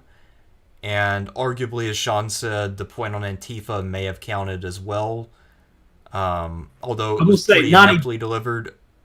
I don't think that actually was... Let me explain what I mean with that one. I don't think Trump delivered a punch on that one. I think Biden punched himself on that one. All right? That's what I'm saying. Now, not for Democrats. Democrats already tell me Antifa exists but doesn't exist. It all depends on what is convenient at the time. I'm just saying that for large numbers of people, Biden essentially told me that something I've actually seen in operation personally doesn't exist. Kind of insulting in some ways. Yeah. Magnus Mars. Biden debated a fucking dumpster that was filled with burning horse shit. What a catastrophe. The only amendment I would make to this comment is Biden himself is a trash can of some kind or other. But yes, basically that was pretty bad. The whole debate was a waste of everyone's time, and everyone associated with holding that debate, setting it up, should be deeply ashamed. It's just like that the Billy Madison thing where remember, I'm not a big Adam Sandler fan, but remember when he does the thing where he has to explain the Industrial Revolution is? Yes. And yeah, he just talks like puppies and shit or something, and then the guy's like... I think I can reproduce the response, actually. Go ahead, sir, go ahead. Mr. Madison, at no point in your rambling, incoherent response were you anywhere close to what can be considered a rational thought. We're all now dumber for having listened. I award you no points, and may God have mercy on your soul. Perfect. Yep. Adam Sandler still going strong, although he did peak in 1995. So. Oh no, he peaked last year, man. Uncut Gems, great movie. Physically speaking, I've noticed a trend the last couple decades because there aren't that many great action stars. A lot of comedians will wait till they're over 40 and then use their 40s to do action movies. They'll get super ripped and buff, and then go do action shit. Like Adam Sandler did that when he was in his 40s in the aughts. He did something called the Zohan. I don't remember the exact title. And right you don't now, mess with the Zohan. Yeah, you don't mess with Zohan. And then what's the guy from Parks and Rec? He got really ripped, and then he did a couple action movies too. And he waited till he's about 40. So whatever that trend is, now the whole thing is you're a comedian, and then when you're 40, you're like, well, this is my last chance. I'm going to get in shape, and for the next 10 years, I'll try to do action movies.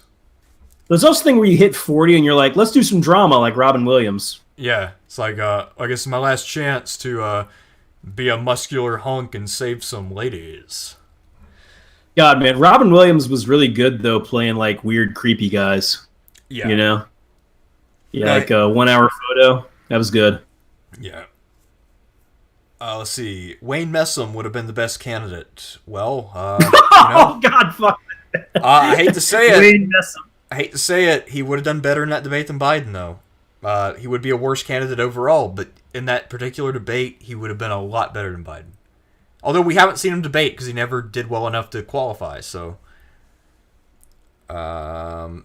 Someone's laughing at my dislike of Delaney, so apparently someone does watch my videos. That's pretty cool.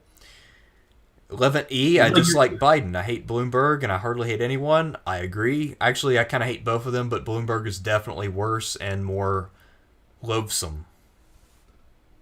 Most certainly, most certainly. Deval Patrick, my fave. Not so much, although I guess he does beat out the people we've been talking about tonight, so hooray for Deval Patrick. You're like the 20th best candidate of all the people who ran for the Democratic nomination. Congratulations, sir. Let's throw you a parade. Let's see. If Biden had more time to talk uninterrupted, do you think he would have spoken incoherently too many times that would have hurt Biden more than Trump interrupting him every 30 seconds? That is a good question. It's a maybe. We don't know for sure. Like I said, I think like what Trump did worked at first, and he just overplayed his hand, which he was going to do. That's what that fucking guy does. He overplays his hand, you know. That's what he's done his whole life. Yeah. Why stop now, huh? Exactly. So, yeah, seems reasonable. I mean, Biden could have started to say some like weird stuff, you know. yeah. I mean, your mic sounds fine to me, Sean, but Papa Guy Toucher says that it's a little loud. I don't know. Yeah, actually, oh, that's weird. Yeah, because it sounds good to me, but I don't know.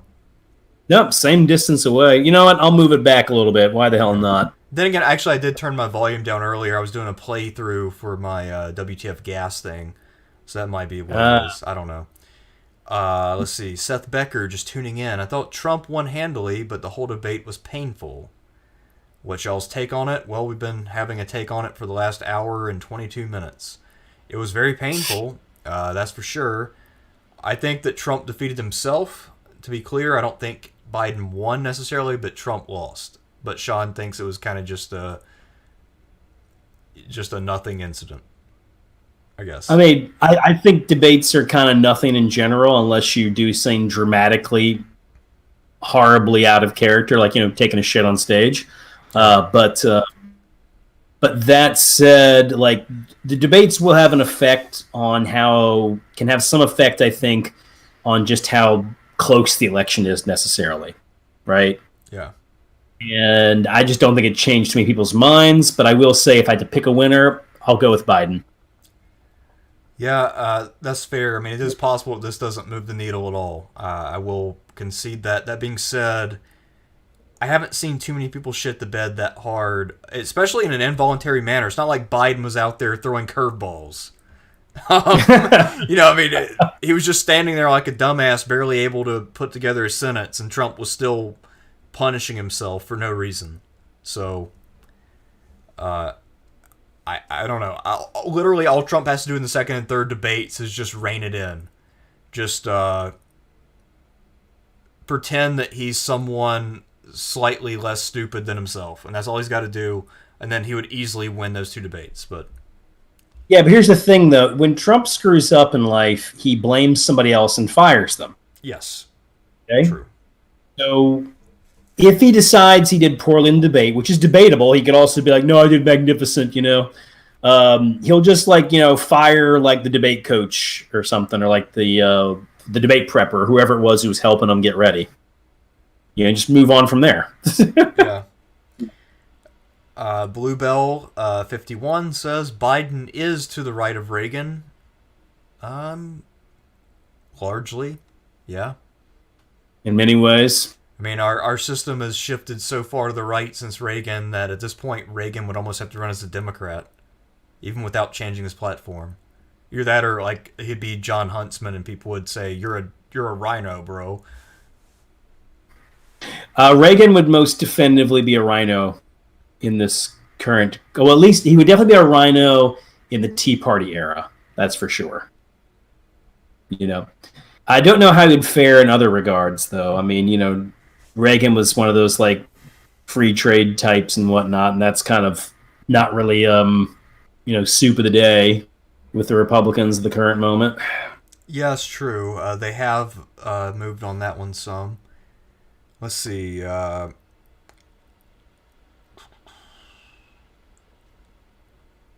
We are on Discord, but that's so we can talk to each other. So that doesn't really affect us responding to this chat. We're just getting through our stuff before we got to the chat. Sean Chick, your laughter is contagious, dude. Smile.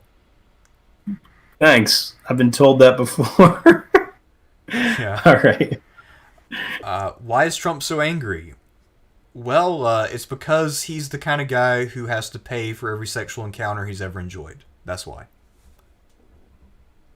You mean like prostitute or no? Either prostitute or the promise of a life of luxury if you're willing to sleep with him on occasion.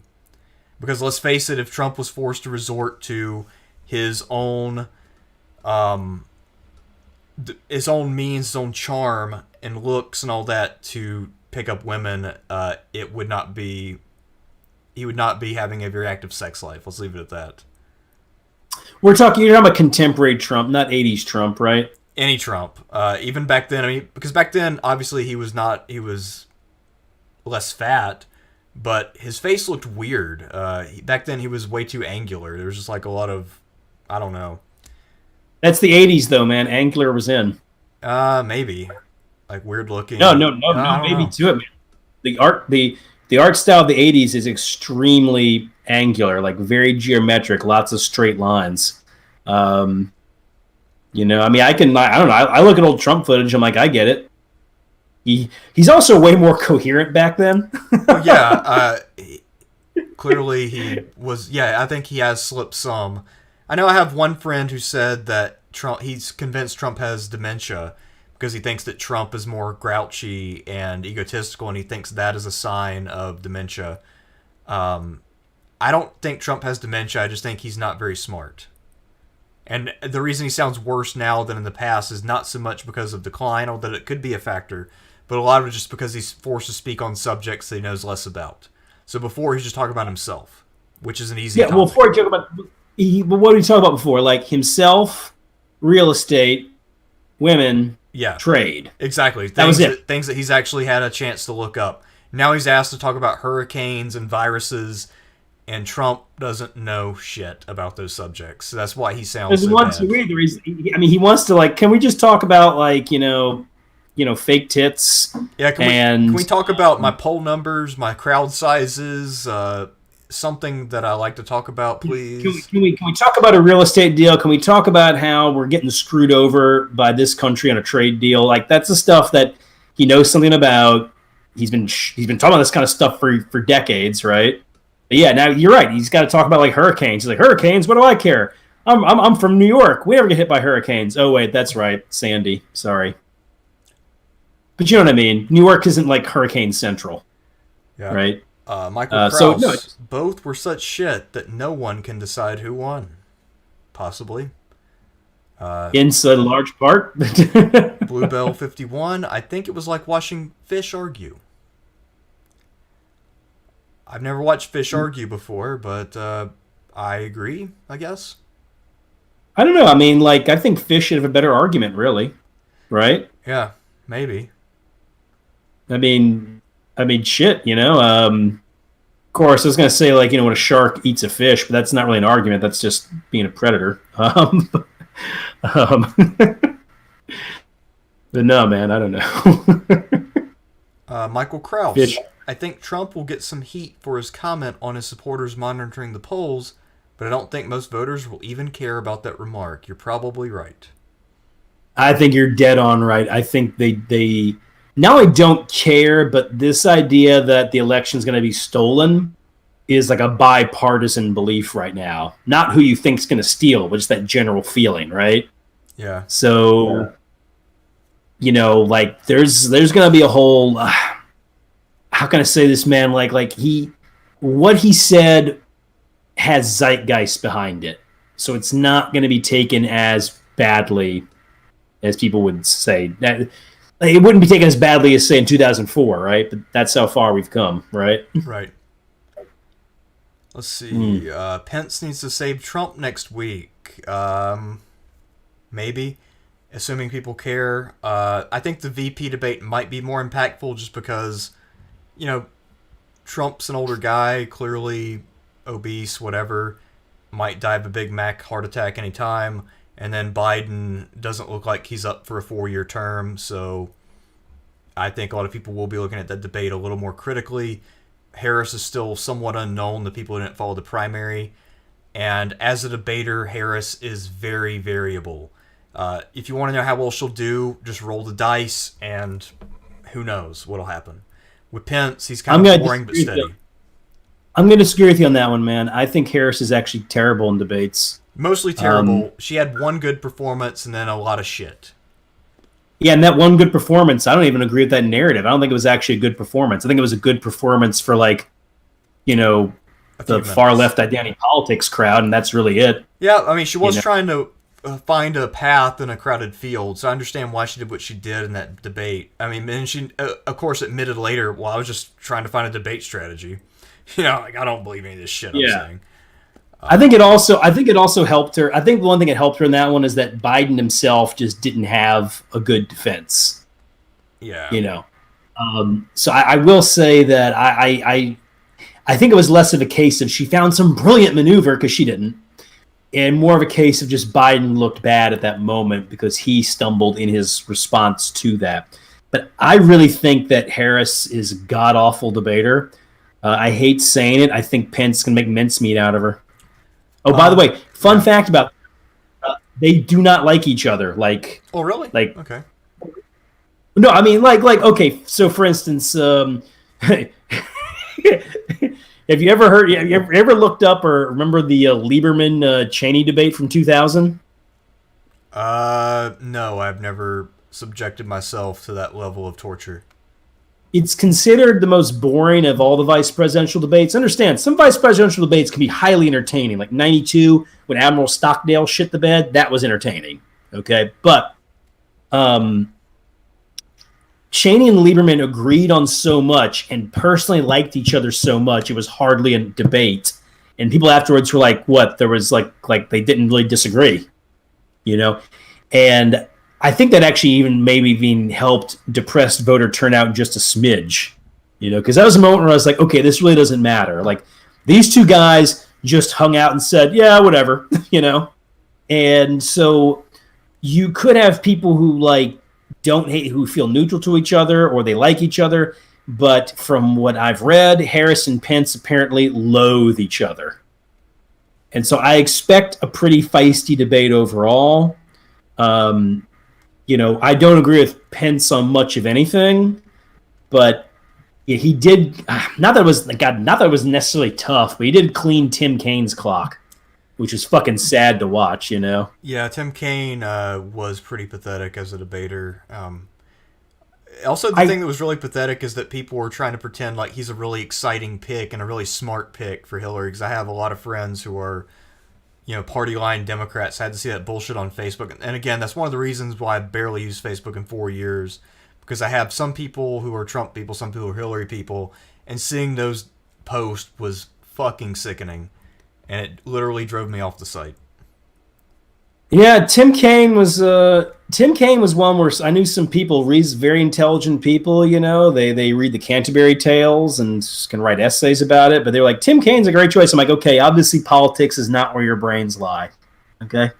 Like that's not you're like my skill set's not math and yours ain't politics. So there we go. Yeah. No shit, man. So maybe I'm overstating it with the clean the clock part, but I think Pence is going to edge you out on that one. I don't think Harris is a very good debater at all. I think Danny has her pegged actually. If you and I've seen it too, not even debates, just like press conference stuff. Harris, if she has to like give a speech and be in control, and she's already in control of a room, she's actually fine. She's a pretty good public speaker overall. But if she's in a situation where somebody jabs at her, comically enough, she's not very good at jabbing back or handling that sort of stuff. I saw it in the debates. I would see it in press conferences or off-the-cuff questions she would be asked. So I don't know. Whereas Pence, no matter what, is a pretty level-headed guy overall. I mean, at least like in terms of presentation and decorum. Right. But it is a fascinating debate. This is actually the first time that I'm really, really interested in a vice presidential debate because we know Harris is going to be president in a few years when Biden resigns. I mean, if the Biden wins, that is, which I think he will. And we all know Pence is probably going to make a serious run. Yeah. And could very well be a Republican nominee in 4 to 8 years. I mean, that is not far-fetched. Yeah. I think Chris Christie might be able to make a comeback too, actually. I do not. I mean, the guy is stained to be sure, but I mean, let's face it. Right now, we're dealing with a lot of damaged goods. A lot of the people who are prominent right now have a lot of battle damage. So, I think Rand Paul is going to take another stab at it, and then we'll actually do a little bit better. Yeah, I can see that. I think you're right. I got to say, of all those Republicans who were they don't get the nomination in 2016, a lot of them just fucking disappeared, right? Right. Which is hilarious. Like Trump insulted Scott Walker to his face on the stage when he at some rally where he said, "You put marijuana on the ballot. That's stupid. People like marijuana." It's hilarious. Yeah. I will say, man, I do when Trump is commenting on other Republicans, I unabashedly love him. He is such a bully that he's great at insulting other like the fucking primary debates of 2016. Those were gold to me, man. That was Trump at his best. I think also because one, he didn't have a record to defend. So one of the differences between Trump 2016, Trump 2020, is that now he's asked, "What is your specific plan? What do you plan to do moving forward?" He just kind of stumbles on that, kind of bunts it, and moves into the attack mode without really explaining what he wants to do. The other thing, too, is that back then, because he had less personal skin in the game, he came across as a little bit more kind of mischievous rather than angry. So back then, he just kind of had this fun grin, like, I'm trolling these people, isn't this fun? Now he seems like he's on the back foot and he can't really justify what he's talking about. So I think that's the big difference. He sort of lost the charm effect because now he too has been in Washington and has failed to really achieve the kind of change that he promised. Honestly, I think post Franklin Roosevelt, I feel like almost all these people do. Even Reagan lost some of that in the second term. I mean, a little bit, if you will, but look at Obama, right? I remember what Leckman said, Obama was charismatic in 2008, but not in 2012. Agreed. I think he was 100% right. Obama 2012, remember his logo originally was forward, or not logo, but slogan was forward, and then later he decided to put an exclamation point on it to make it sound interesting. Forward? What? That's like a charge, man. That's that's forward. Let's just keep doing whatever we're doing, which at this point, for the last 2 years hasn't been much, but let's see what we can accomplish through executive orders. Mitt's not doing anything either. You might as well stick with the horse you know. Forward. Forward. That sounds like some shit. Backward. That sounds like some shit George Pickett said before the charge, right? Forward. It's forward. I don't know what other directions are available. We tried, I thought about going left for a minute, but no. My corporate donor said that is not an option, so let's go forward. Let's see. Duchamp's Rook. People talking the truth here. Biden calling Biden a radical leftist is a joke. The line has shifted so far right. Glad you agree, my good sir. Seth Becker. Trump was angry because he's a dry drunk, I think. I don't know. I don't know what his past is in terms of if he ever drank. I mean, I know he claims he never did. Who knows? I mean, no. He might. I mean, look, he probably maybe had a drop at some point, but I know that his older brother essentially became an alcoholic and kind of, I think, essentially died from that. So Trump wanted to avoid that, you know. Yeah. And also, to get the approval of his father, who was like very hard driving and whatnot. So don't do what your older brother's doing, who's disappointing your father, right? Yeah.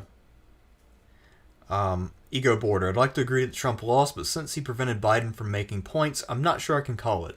The media will probably call it for Biden. The second part, I 100% agree with. Yeah, no, they'll definitely. I mean, that was almost no matter what. I mean, Biden would have had to have started shooting people in the audience when they call it against him. Yeah, also the bar for Biden was so low going into this one that this was unlosable, but somehow Trump managed to take what should have been just a mild defeat in the eyes of the press and making it into a crisis. There is one thing to say. It's not some brilliant observation, but it's always worth remembering that, what counts as a low point for you isn't for other people. So for me, thinking that, Russia gate, which we got to put gate on everything, right? Yeah, of course. But anyway, the whole Russian conspiracy thing, to me, it's a joke. And so, when when Biden's Trump's like Putin's man, they're buddies. And I'm like, for me, that's one of the low points of the debate for Biden.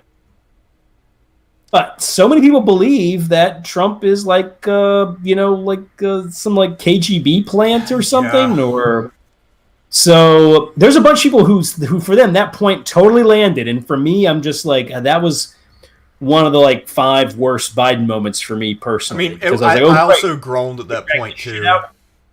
Yeah, because I'm so sick of hearing this Russia bullshit. I think I told you one of my friends actually wanted to start a whole podcast just talking about Trump Russia shit, and of course I had to shoot that one down. Yeah, it's. I mean, it's a nothing burger, and what hell, remember back in 2012 when Romney was bringing up Russia as a big threat, and that was laughed off. Oh yeah, because Obama was like, "Newsflash, Mitt, it's not the Cold War anymore. We got these new ships called submarines. They can go under the water." Yeah, exactly. Just, I remember the Colbert Report back when Stephen Colbert was funny. They had a Russian report for that one because it was essentially this thing's being dragged out. And his intro to the Russian report was shots from The Hunt for Red October and Rocky IV. Yeah. Oh yeah, that's true. Our memory of the Cold War is some 80s movies, right? Like Red Dawn or something was on there too, I think. Yeah. But it's just the whole Russia thing was a convenient way to undermine and attack Trump. We all know that once Trump's gone, it's going to be thrown out the window. They'll start cutting deals with Putin because what are you going to do? Fight him, right? Yeah, I mean that seems to be because Maddow. It's not really clear what she wants to do, but it does sound a lot like saber rattling. I guess put Ukraine in NATO and then. But I mean, that whole expansion of NATO was a big mistake anyway. We really fucked the Russians over on that one. Honestly, I'll be blunt, man. If Russia interfered in the elections, as countries do, that have some money and influence, that's what they try to do. We've been doing it. They've been doing it. I personally not only really don't care, I feel like it's a bit of, how should I say, revenge for what we did to them in the 90s. And very minor revenge when you think of how bad we fucked them over in the 90s. Yeah, I love how people are like, look, you gotta understand, Russia rigged our election. They had ads running on Facebook that completely changed the complexion of the election. I'm like, no, it didn't. Facebook was already an echo chamber. And Russia Facebook was or a already- Russian company spending $50,000 on a platform where people spend millions on ads. No fucking way that was decisive. That's pure insanity to claim that. Not only that, but like, you know, if you want to get into the whole rabbit hole about the degree to which social media suppresses conservative voices and rhetoric, which I think they do, that has far more influence, I think, than anything the Ruskies are up to, right? And, you know, not to mention the fact that China also does their own things as well. Once again, if you have the money and power to influence the people's elections, you will try to do it. Because ultimately, the people in power are not interested in free and fair elections. They're interested in winning and getting what they want out of it. So, you know, like, I don't want Russia doing that kind of stuff or China, but I'm not going to look at them and be like, oh my God, you're so horrible. It's like, we did this shit and we do it to them too. You know, we done it in Russia. So, you know, like, you know, stop with the pearl clutching, man. You know. And I mean, it's fucking world affairs. It's a selfish dog eat dog arena. yeah, so Levitt E summarized my theorem on the dementia argument when it comes to the candidates of this year. Sometimes candidates just aren't that smart. Dementia or the age-related mental slide. Sometimes the thing is, you got to think about how much somebody has to begin with, and that determines how much they can lose and still be effective. And let's face it, neither Trump nor Biden had all that much to begin with. So any little slip will seem like dementia, but it might just be normal age-related decline. So I think that's what it is with Trump. Yeah. I don't think Trump has dementia, but Trump was definitely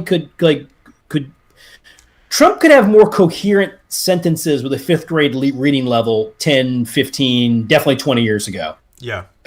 Right? And keeping in mind, man, the reading level for our speeches has been going down every decade. I think it was at a sixth grade level the last time I checked. Although Trump was at a fourth or third during his campaign. Trump's pretty third or fourth. Obama was like seventh or eighth grade or something. Because Obama was at a 10th grade level. What'd you say? I think Bernie was at a 10th grade level, so. Whoa, that's amazing, man. I know. And meanwhile, this is the Spiro Agnew record I bought for the fun of it, and I'm listening to him, and we're all like, wow, he uses big words. You know? Yeah, whatever, man. And then people are like, no, we're not. Oh, go ahead. I was going to say, there's your proof of civilizational decline right there. Also, by comparison, if you think about someone like Noam Chomsky, just because of his age, the guy's pushing 95. I mean, clearly there's been some decline, right? But there's no question that he's still smarter than Biden plus Trump times 10.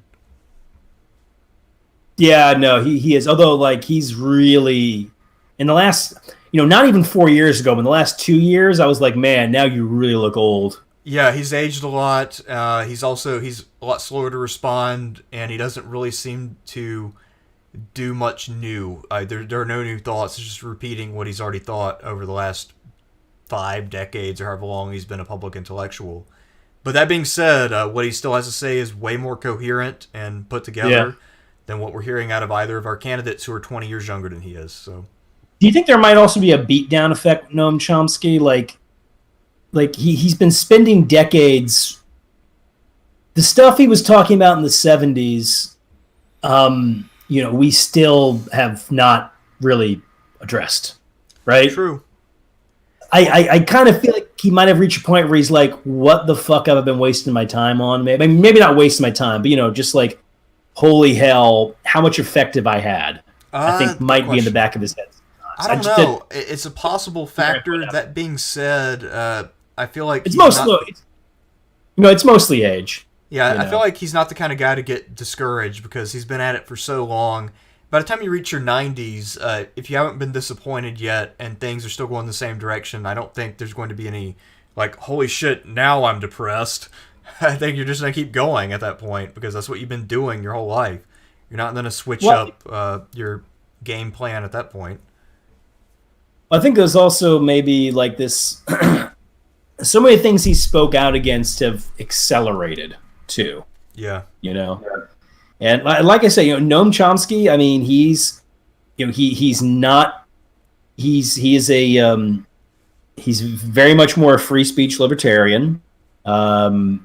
He is more economically focused. I mean, he had that debate with Michel Foucault where he was arguing the more Marxist line, traditional Marxist line. Foucault wasn't, of course.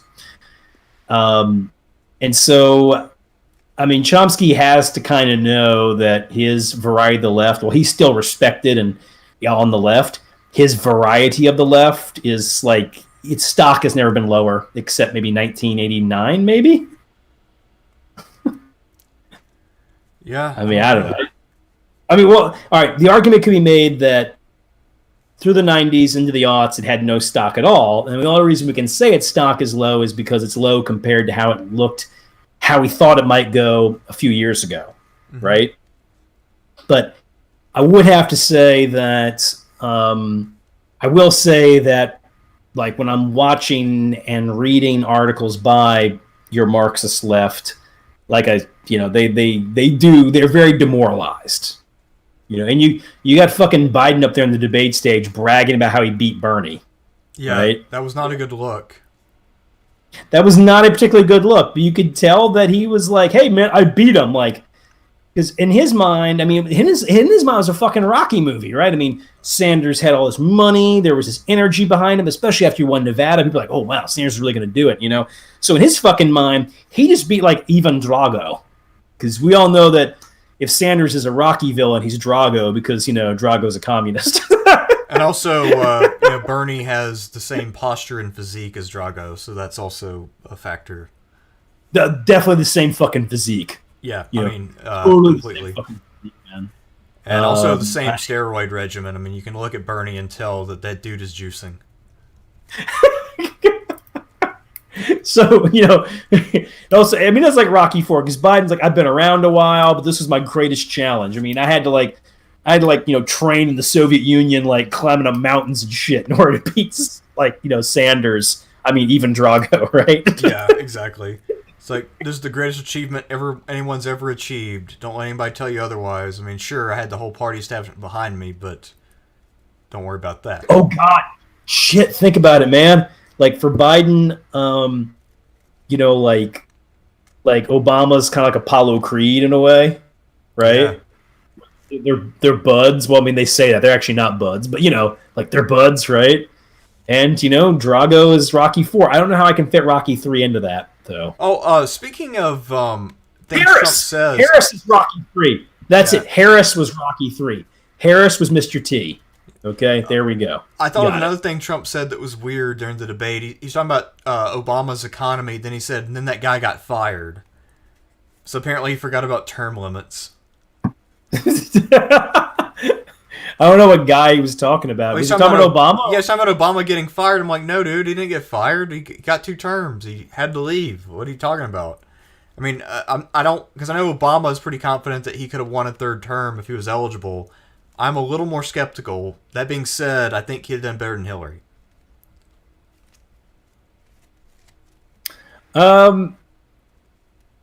Would Obama have won? Yes, I think Obama would have beat Trump, definitely. Yeah, I mean, I wouldn't say definitely, but I would say he would have a better chance than Hillary had. And I think Hillary still was the favorite in that race, despite how things went. Yeah. But no, I think, I think Obama would have won. I mean, I don't know to what degree, but I think he would have won. Yeah, because I think Obama's better than Hillary at sort of making light of people, and with Trump, it would be a target-rich environment. Because, I mean, he made fun of Romney, and Romney just stood there like a dumbass and let him do it.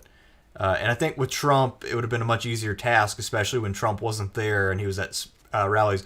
The Trump guy, kind of a jackass. That's what people are saying. Kind of like Kanye, but he can't sing.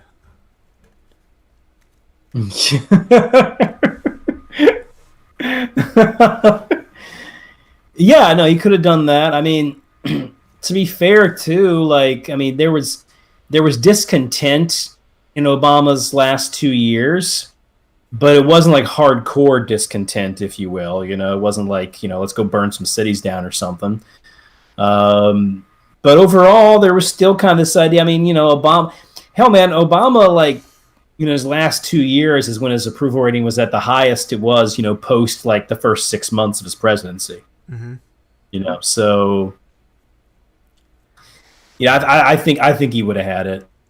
Yeah, I think he would have been heavily favored, but I mean, I wouldn't say it would be a certainty, but he would probably have an 85% chance of re-election. Yeah, I think he would have definitely handled coronavirus a lot better. Yeah, I think most presidents would have handled it better than Trump. I don't think, even if some of them had made the same decisions, none of them would have gone on Twitter and exposed themselves that way. Or none of them also would have talked to Bob Woodward and said, like, yeah, man, I was concealing the truth to try to avoid public panic. I think almost anyone, Republican, Democrat, or otherwise, would have been smart enough to not do those things. Yeah, although, that doesn't play as that sentence doesn't play as poorly in a cynical time, because my thought was like, well, yeah, that's what politicians do. You downplay things to reduce panic. Yeah. If you want to take advantage of it, you increase panic so that you can say, get the Patriot Act passed. But anyway, I think that I'm not sure if Hillary would have done that much worse, though. But worse in a different... Well, she would have done badly, I think, but in a different way.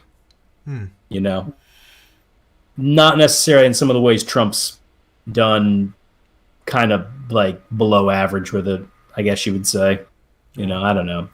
It's all been that whole thing's been a giant clusterfuck anyway, and it's so much of it state to state. Some states are draconian, some are not. Some states are trying to reopen, other ones are trying to keep it closed no matter what, or at least until Biden wins. I think I do think Trump's right. I think there are, not like all the Democrats, but definitely some Democrats who are like, okay, and keep things shut down until Trump's out. Almost like the Iran hostage thing, like they don't let the hostages out until Reagan is inaugurated. So there are two more really good questions that I want to answer. Actually, probably more than that. But I really, really need to pee. So can you hold down the fort for a few minutes and keep people entertained? Yeah. So we can come back and take care of those last questions and then call it. Sure. I don't know what to keep them entertained on right now, though. You can sing opera or, talk about Jurassic Park films or whatever you want to do.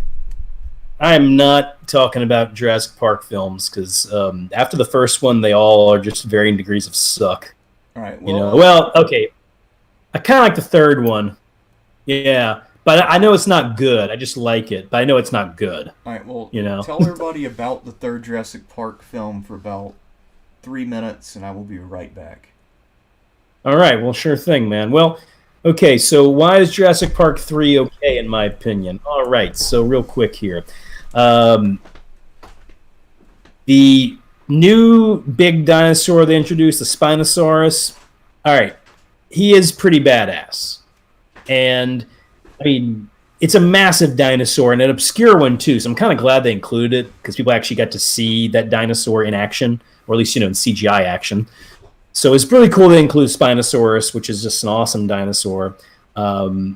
I did always want a Jurassic Park movie that wasn't about like park failure and had no pretentious messages about don't mess with nature, because we all know we're going to do it.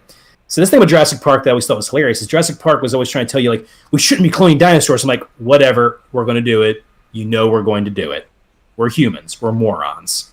All right? We're going to clone super soldiers, and we're going to do horrible things to each other because it's what we fucking do. So we will clone dinosaurs. Hell, cloning dinosaurs is the least of the bad things we could possibly do. So anyway, so no pretentious messages about that, just hot dino action. The problem with Jurassic Park 3 is that, okay, Sam Neill's great because he's Sam Neill, but you get the couple, and what is it, like William H. Macy and Tia Leone, which I look at those two, I'm like, all right, like, these two do not fucking work together. Like, William H. Macy, not a particularly handsome or charming guy. I mean, great actor, but not a particularly handsome or charming guy. He's got to have money if she's fucking him. That's hands down. They got to go save a kid, which is annoying. That's the thing about kids. You're watching a Jurassic Park movie, the kids never die. We all know the fucking dinosaurs would eat the kids before anybody else. Okay, just law of nature. I've always wanted some hardcore Jurassic Park movie that would just go all fucking out on this kind of stuff, But anyway, so Jurassic Park 3, fun adventure film. It's got some silly scenes, but the Spinosaurus is cool. It actually done very well too. I remember watching the movie in the theater and being like, when it showed up and was really fucking shit up in the first few minutes, I was like, wow, that's awesome. Like that. If anything, the first 20, 30 minutes of Jurassic Park 3 is like the good part of the movie. After that is kind of like, it's pretty good, but not great.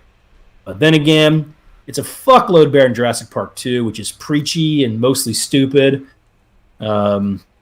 Jurassic World was kind of like, it had some cool ideas in there, and I liked the way it looked, and there were some good scenes, but overall it wasn't really that great.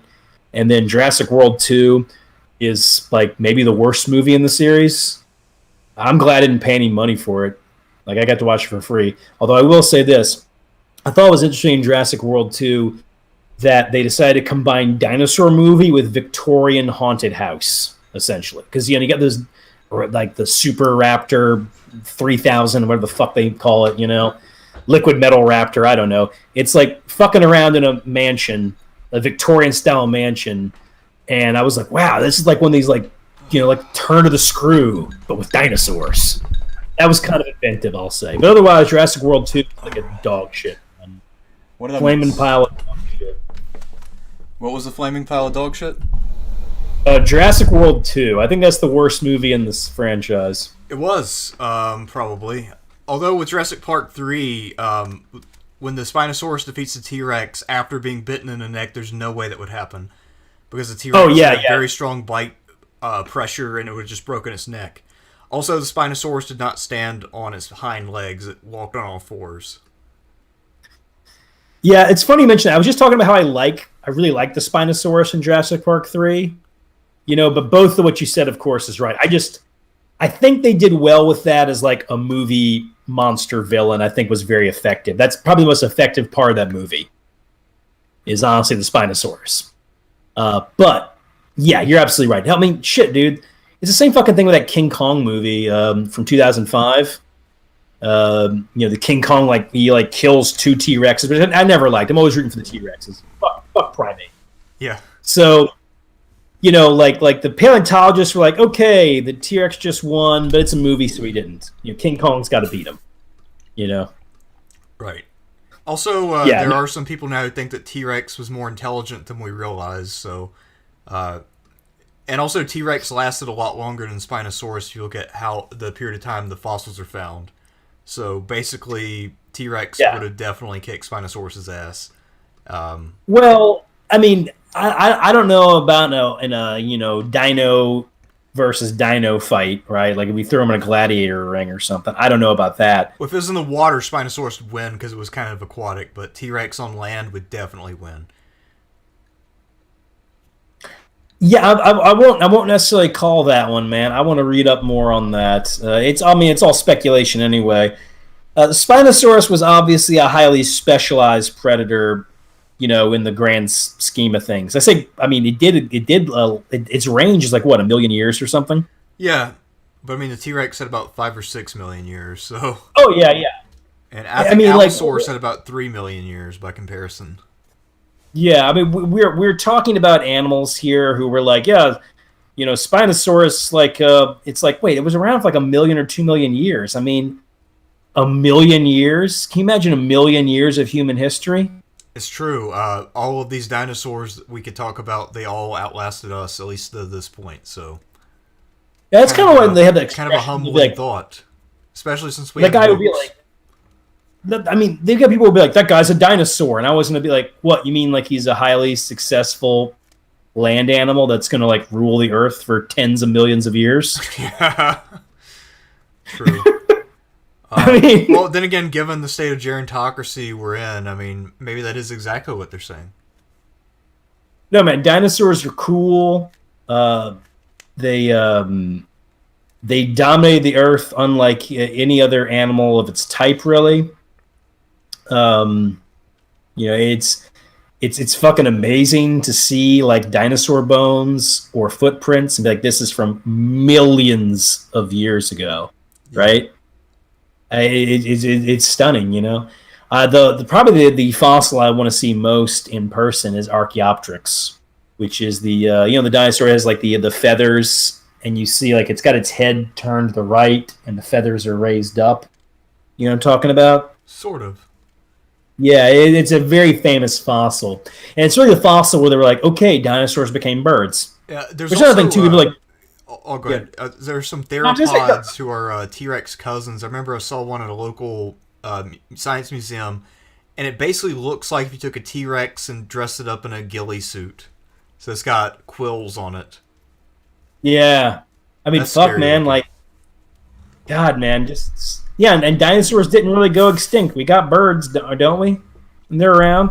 Yeah. You know, they're just, flying around. That's the way it works. So, yeah, people are like, that guy's a dinosaur. I'm like, yeah, it's a successful land animal. Yeah. I mean, I guess if you call somebody a dinosaur, you are acknowledging that they've managed to survive for a long time. So, in a way, it is Very a compliment. Hey, before we get to your two questions real quick, though, what's your favorite dinosaur?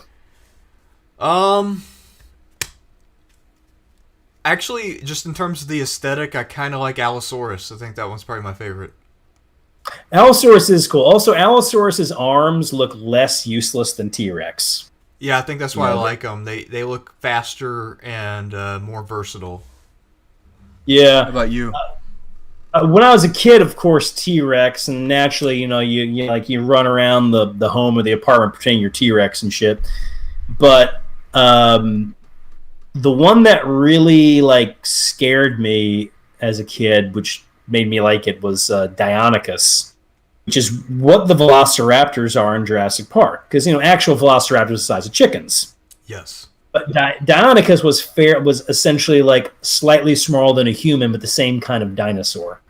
And I'd seen it in the Christopher Reeve narrated documentary called Dinosaur, where Phil Tippett did some stop motion effects for it. Well, really go motion technically, but anyway, there's a whole scene where there's a Struthiomimus, which was a beaked dinosaur, and they have him eating an egg, and he runs into the forest, and the Deinonychuses kill him. And I was just like, that's terrifying. Then I had this dinosaur book. I still own it. I got it on my shelf, and this thing's fucking bloody, man. Whenever there's some image in there of some dinosaurs eating other dinosaurs, they got the blood splatter and everything. And I just looked at Deinonychus and I was like, this thing is terrifying. I was like, wait, it runs in packs?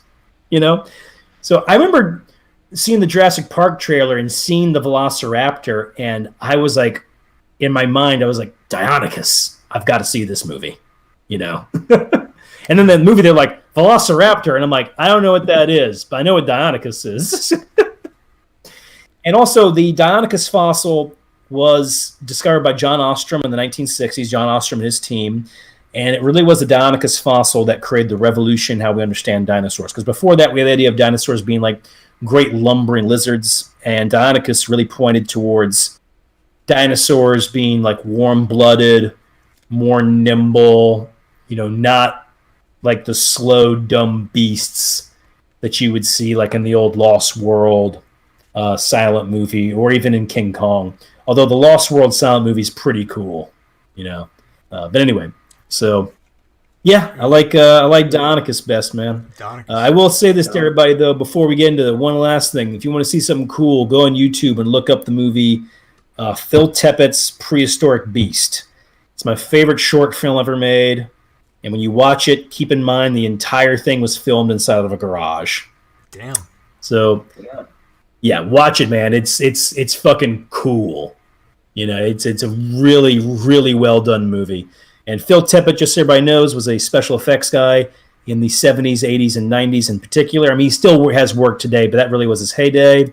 Known for his work on The Empire Strikes Back, RoboCop, Dragon Slayer, and actually he worked on Jurassic Park as well. And my last fun fact for you is that Jurassic Park used some CGI, but what's interesting is that Spielberg hired Tippett and his crew to do the CGI movements. And the reason he hired them was because Tippett and his people were obsessed with dinosaur movements, and they had worked on the dinosaur documentary with Christopher Reeve. So they had an understanding of how dinosaurs would move. And that's why the CGI in Jurassic Park is still pretty good, because the dinosaurs are actually moving in a realistic way. They're actually moving like stop motion. Whereas other 90s CGI, the animators are being lazy fucks, so everything looks cartoony. As opposed to like the animal actually moving in a somewhat realistic way, So Right. there we go. Rant over. I'm done. What do we got? All right. The Betterment of Life asks, "Hey Thersites, do you think Pyrrhus had a chance of stopping Rome from dominating the Mediterranean, or do you think the die had already been cast when it comes to Roman dominance by the 300s BC?" I don't think Pyrrhus had a chance simply because he did not have the military resources required to stop Rome. His army was pretty small, and he could not sustain many losses. Now, had he somehow managed to take over the throne of Macedonia, maybe then he would have been able to amass the critical resources needed. The problem is that the Greeks of the West did not want to unite, and we saw that in Sicily, where they almost tried to assassinate Pyrrhus to avoid being united by him. And also, if he did inherit the throne of Macedon, if he were to be away for an extended period of time, he would be challenged from his east, so that wouldn't really be viable. So, short answer, no. Long answer, still no. One quick thing I want to ask you about. My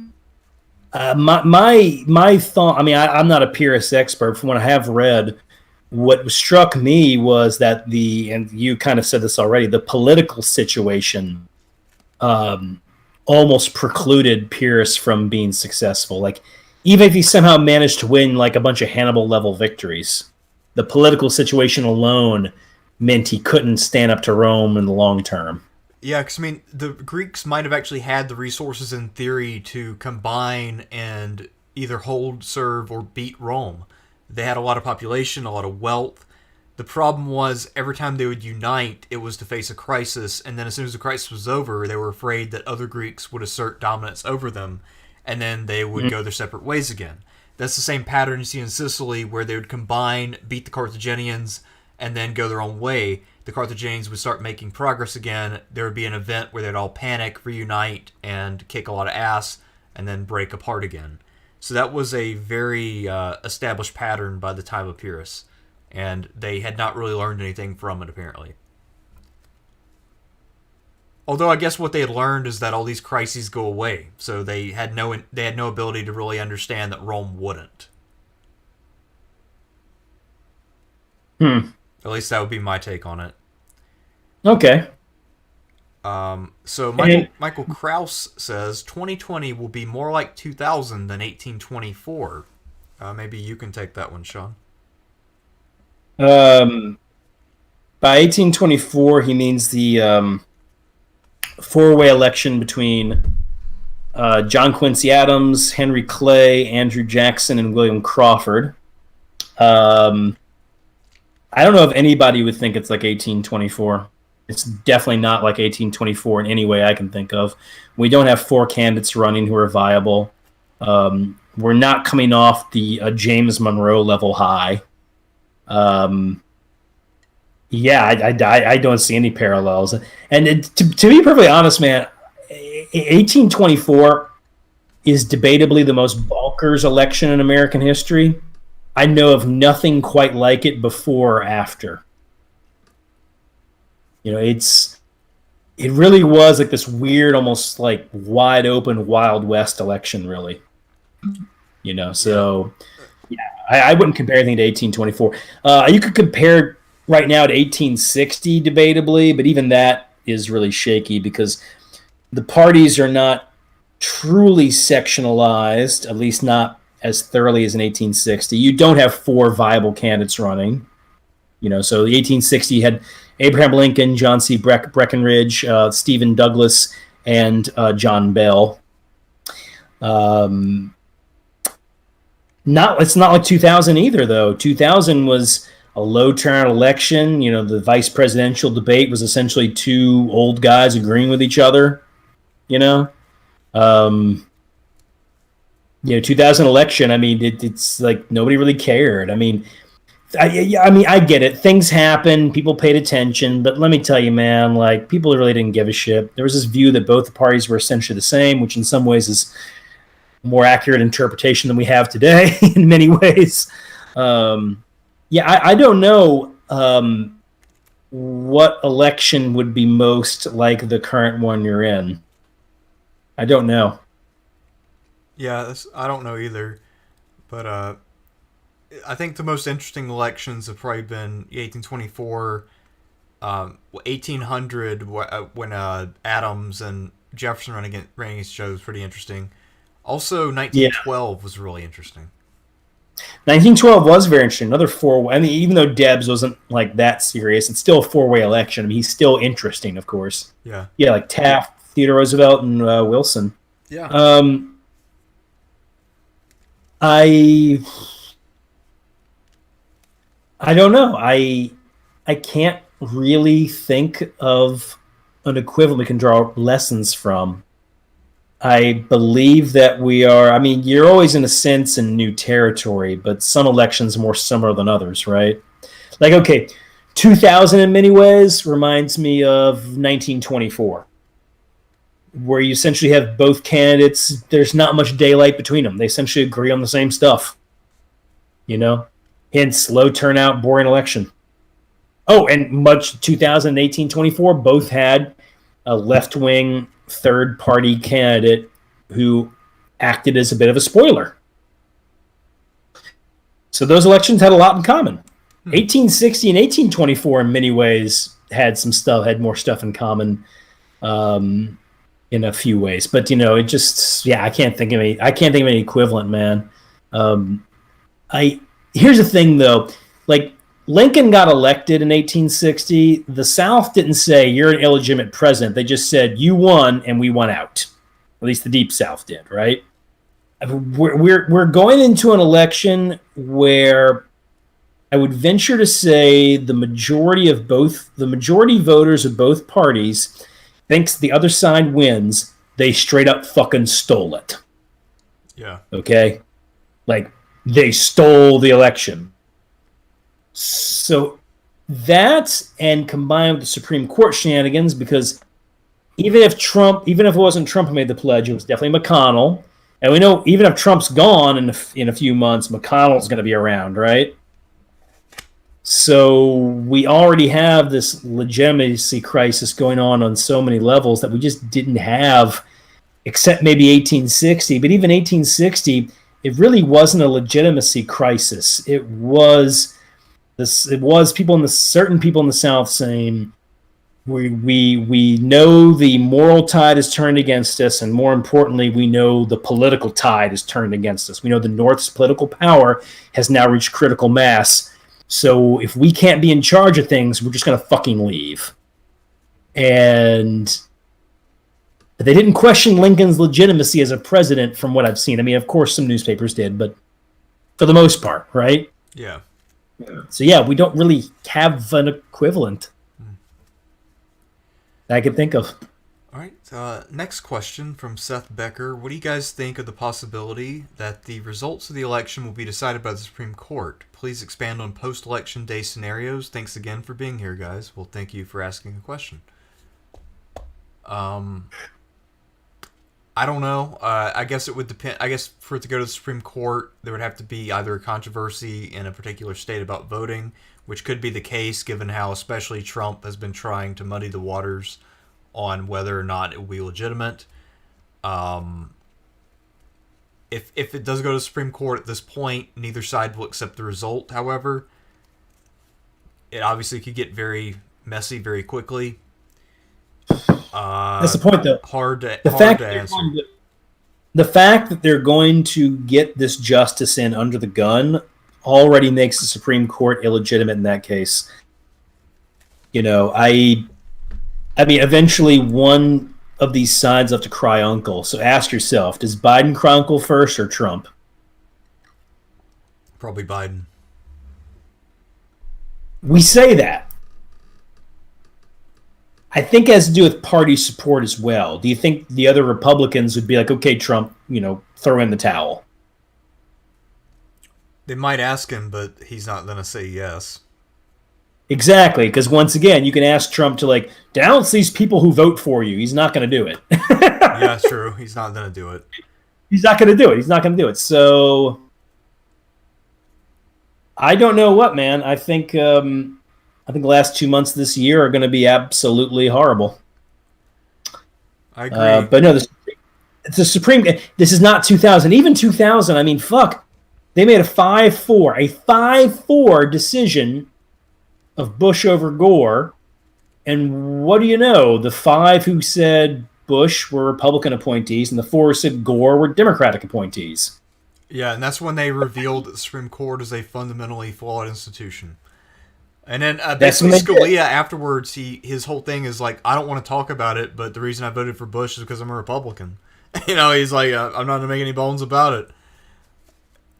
That's just funny, man. Like, God, I feel so mixed about Scalia because, like, I don't agree with him on much of anything, but I always dug his style.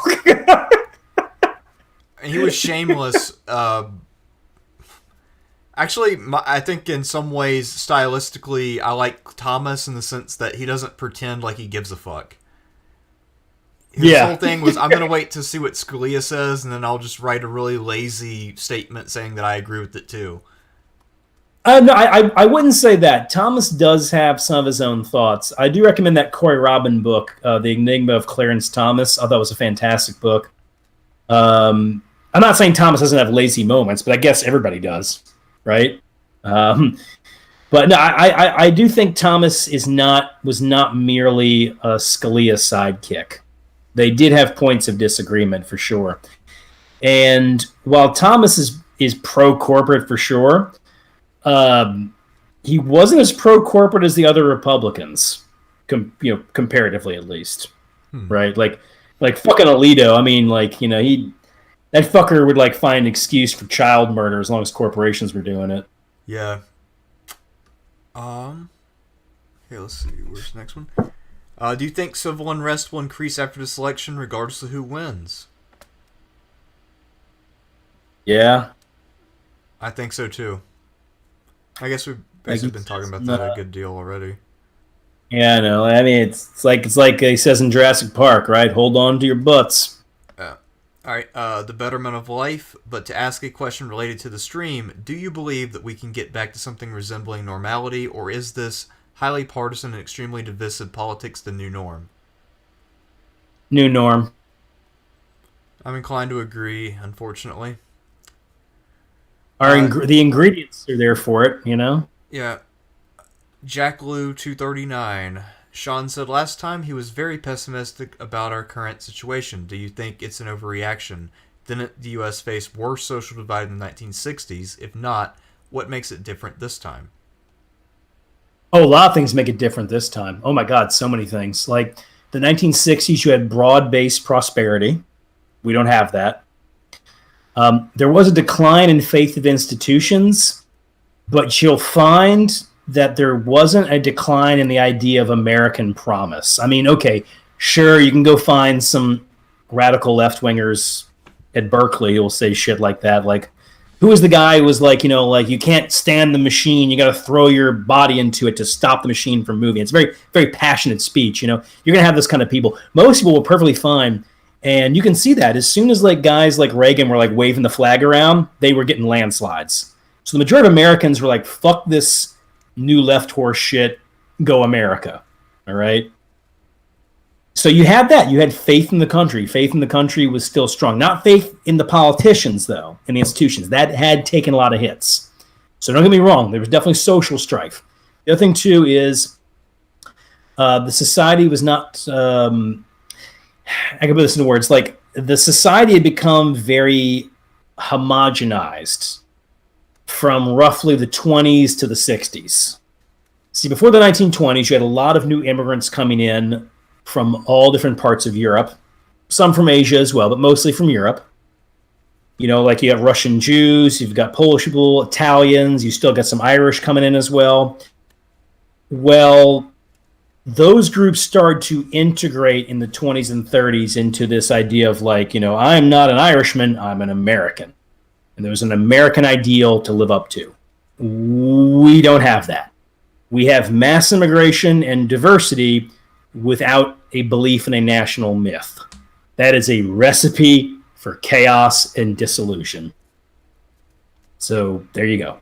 You just don't. The 60s had several things that made the social unrest of the 60s less less tense. Or as I like to say, like this, the unrest you saw was on TV a lot. In a lot of America, it wasn't happening. I mean, shit. You ever saw the movie Born on the 4th of July? No. It's a good movie. Oliver Stone directed. Tom Cruise is in it. There's just this great scene where, you know, fucking Tom Cruise, he plays Ron Kovic. He goes in Nam. He gets horribly wounded. He's now like a paraplegic. He comes back, and he's like, I went to go serve my country. I got shot up. Nobody gives a shit. Or he sees the false patriotism stuff, too. Or at least the, you know, hollow patriotism. But then he sees, like, his friend's got, like, a fucking fast food stand, and other people just getting laid. You know, so, you know, you can go to Nam and get shot up for your country, and nobody gives a shit. Or you could stay back in America, do drugs, you know, have sex, and make some money. Yeah. Lots of people were spending the 60s not giving a shit about stuff. That's one of the great things about Mad Men. You know, great show, and also they don't really talk about, like, Nam or student protests really that much. But to be fair, a lot of Mad Men is essentially like the 60s from the point of view of the silent generation. So true. Yeah, I don't know, man. I don't know, just yeah, and like we could say like internal threats, like what about World War II or the Cold War? But those are external threats, so it's a way to unite. I will say things in many ways were worse in the Civil War, since we actually were shooting at each other and killing each other in large numbers. But there's two aspects of the Civil War that I don't see right now, or I don't think would happen. One of those is the American Civil War, relatively speaking, has, especially for a civil war, has not that many atrocities. Now, I don't mean atrocities didn't happen, because it's war. Atrocities will happen. Most Civil War atrocities happened along racial lines, of course. When Confederate soldiers fought black soldiers. Or when Union soldiers would fight the indigenous, like, say, up in Minnesota. You'll get some atrocities. But Union versus Confederate, not really that many. You've got some prisoner of war camp stuff that gets kind of bad, like Elmira, Camp Douglas, and Andersonville being those famous examples. But yeah, you compare that to the English, Russian, or the Biafran War, kid gloves, comparatively.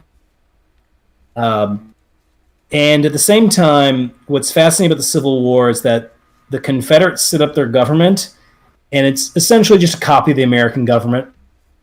And that tells you that the war is not politically ideological. Or to put it another way, when you beat the Confederates, you're going to have an easier time integrating them than you would ever have, say, integrating white Russians into red Russia. Because the white Russians and the red Russians have diametrically opposed views on how politics should work. The Union, the Confederacy, not that much different, really. And they're also believe in white supremacy, the North as much as the South, really. There's a disagreement over slavery, which gets into economics and political power, and does have a moral dimension to it as well. But politically, they have the same views, and racially, they are actually more compatible than they're not. You know, so I don't know, man. Sorry if I'm rambling a bit there. I just mean that I don't see that right now. I think if you got into another civil war right now, it would be bare knuckle. It'd be a bare knuckle atrocity fest. Yes. Bluebell 51 produced a great Obama quote from, I think it was the second or third debate of 2012. Obama said, Mitt, the 80s called, and they said they wanted their foreign policy back. Yeah, that one. And then Mitt just stood there and grinned, you know. Mitt was just like, oh, he's being sarcastic. That's going to turn people off. I just want a point. But instead, people just thought he looked weak. Oh, God, man. Mitt, the 80s called and they want their foreign policy back. I remember that. Yeah, it was a pretty good line. And also that whole thing about, Mitt, the number of ships doesn't matter. We got these submarines that go under the water. Aircraft carriers. The planes can carry munitions. And then Mitt just stood there again like a complete dipshit. Didn't call Obama out for being condescending or explain his point. He just stood there and smiled. And that was pretty damn terrible. Yeah, I think that's one of the reasons. why a lot of Republicans didn't like Mitt Romney, especially after he lost, because they were kind of like, what a pudding, you know? Yeah. Like, just didn't put up a. Just he didn't fucking. He's not a fighter, you know. Right. I mean, he just looks to me like an overage. He looks to me like an over the hill underwear model, anyway. Yeah, I get that impression too. Yeah. Oh, I do want to say one other thing though as well. I would think that if we want to talk about the social chaos that's going to be happening, I think we have less to learn from the American Civil War and more to learn from the American Revolution. Okay. Because that actually was more bare knuckle. There were a lot of atrocities committed between loyalists and rebels. And they are, while they weren't as politically, whereas they didn't have as much daylight between them as, say, the Reds and the Whites in the Russian Civil War, they definitely were arguing for different political values, unlike the Union and the Confederacy.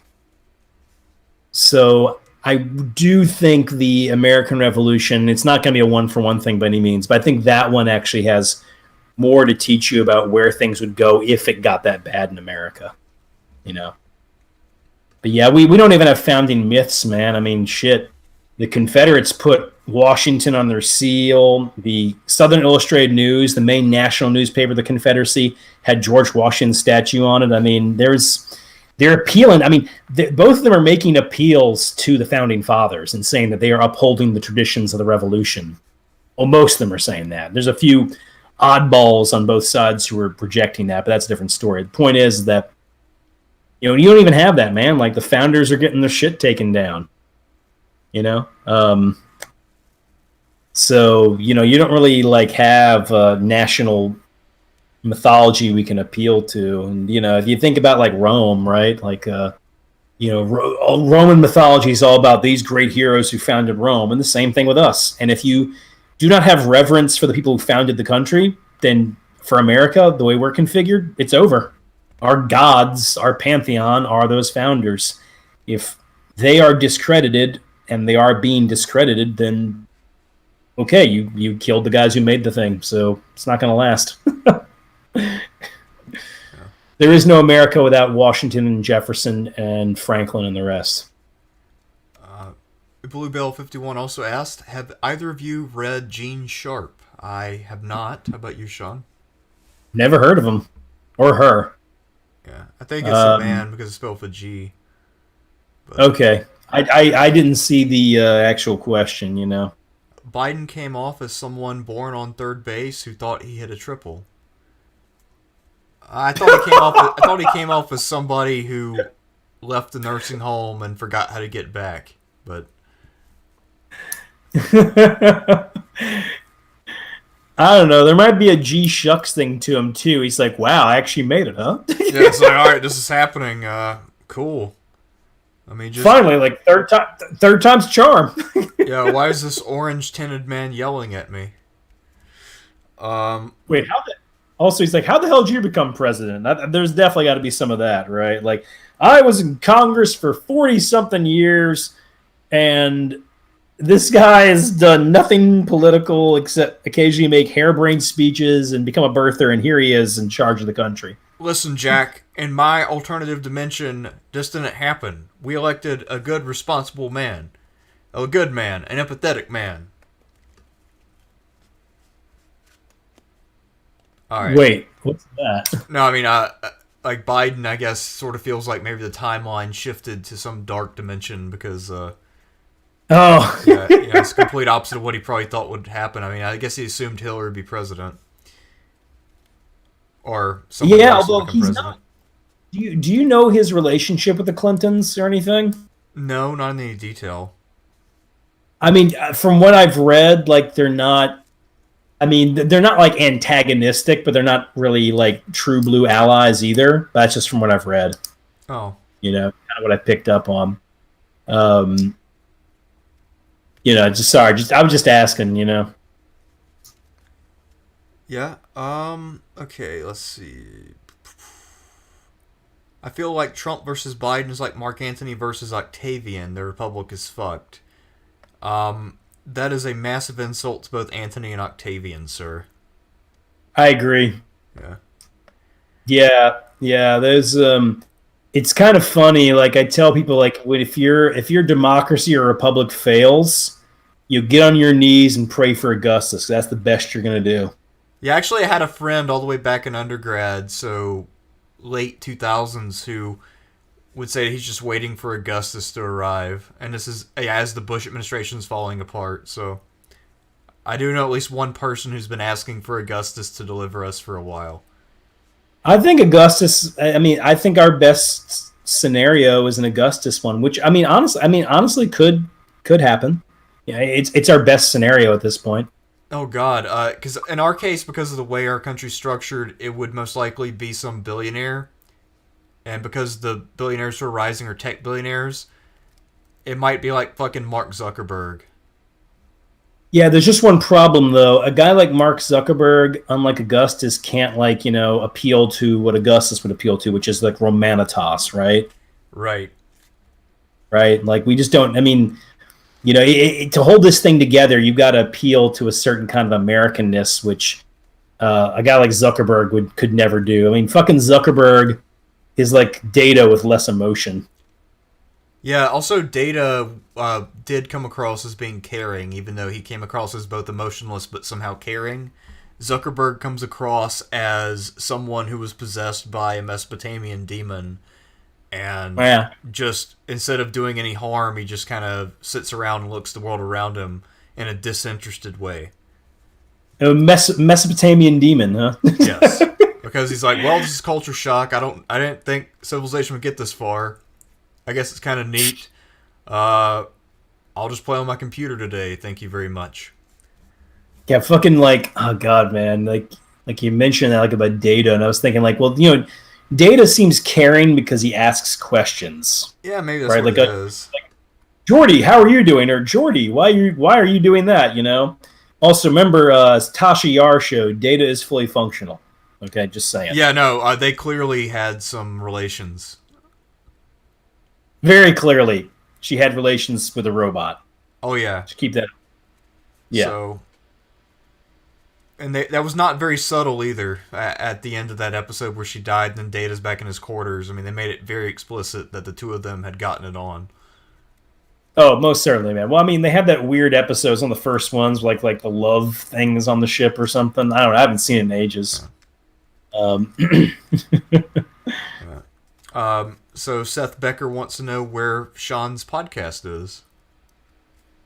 I don't have one yet. We're maybe working on something. I don't know. My only thing about this, every time I want to try to set up a podcast, I need to finish the Shiloh book, and I'm doing insane amounts of research for it. So, yeah. But I got to get it done. So Bluebell 51 asked, so is it my imagination, but we have wandered from two dinosaurs arguing in a debate to two dinosaurs killing each other? Huh. Yeah. So I guess we did make a logical transition, so good for us. Yeah, we did indeed. Although I don't know, I'm way more impressed by dinosaurs than what we saw on stage tonight, right? Oh yeah. Also, Deinonychus, the first part of the word Dion, or maybe it's even Diano, that means terrible in Greek. So it makes sense that something called the terrible saurus, effectively, or the terrible thing, would be something you would definitely not want to see in the woods. I believe Deinonychus means terrible claw. That makes sense, because I know the Dion part means terrible. I mean, Tyrannosaurus means tyrant lizard. Let's see. I wonder what Diplodocus means.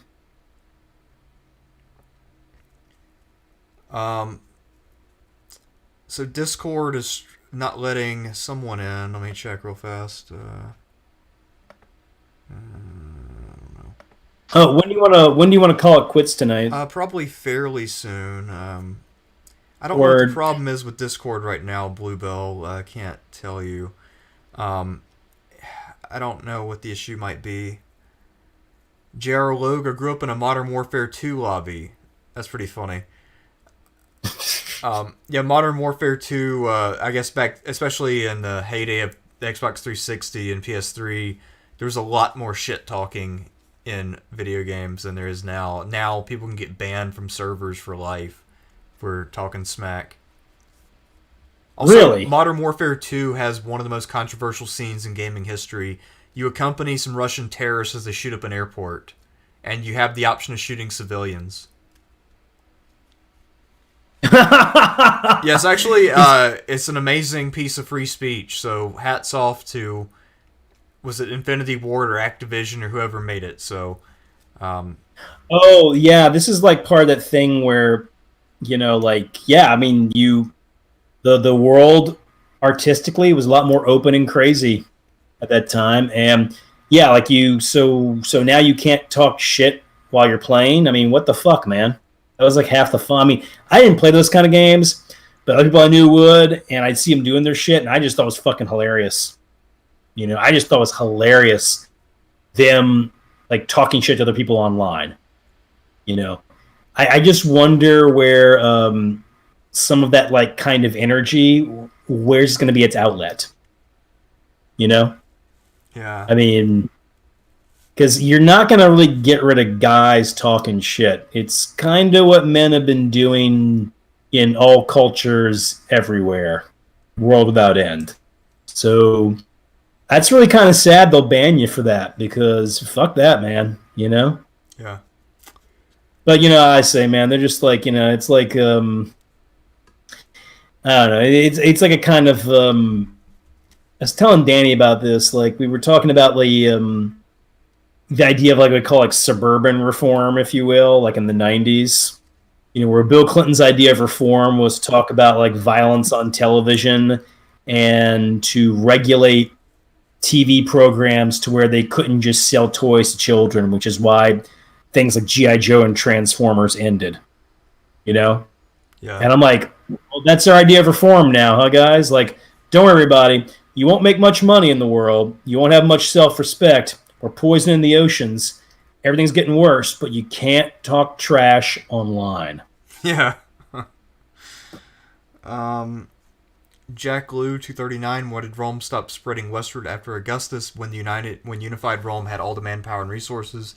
Teutoburg Forest losses in comparison was minor compared to Rome's total resources. I think a lot of it was just how difficult it is to decommission legions once they're raised, especially if you don't want to have to support them. And if you don't support them properly, of course, they can become a source of discontent and potential civil war. So I guess Augustus figured that he already had the good parts of Europe, meaning the parts that had cities, and part of Rome's strategy for governing was to govern from cities. So if you look at the area beyond the frontiers, there were no major cities used as administrative centers. Now, yes, if they had wanted to do so, the Romans, in theory, could have done mass colonization and conquest projects, but I think Augustus, at that point in his life, was getting older and just wanted to retire and enjoy the rest of his life. Tiberius was not terribly ambitious for his part, and after that, the Romans just kind of took it as a precedent that you didn't expand beyond the current borders, and the Romans tended to set traditions and standards and just kind of run with them forever.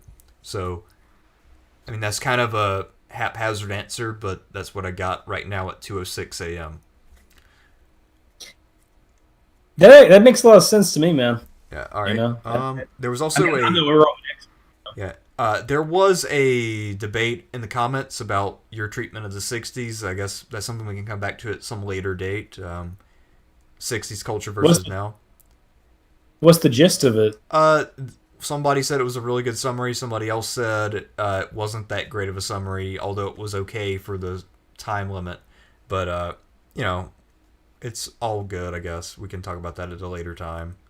I mean, yeah, if you ever want to do a live stream talking about 1960s culture and getting more into the weeds with it, I'm down. I mean, it's a fascinating time and it is full of social tension. I'm just saying that the social tension might be overstated by people nowadays. Yeah. I mean, there were protests. People really weren't at each other's throats so much, though.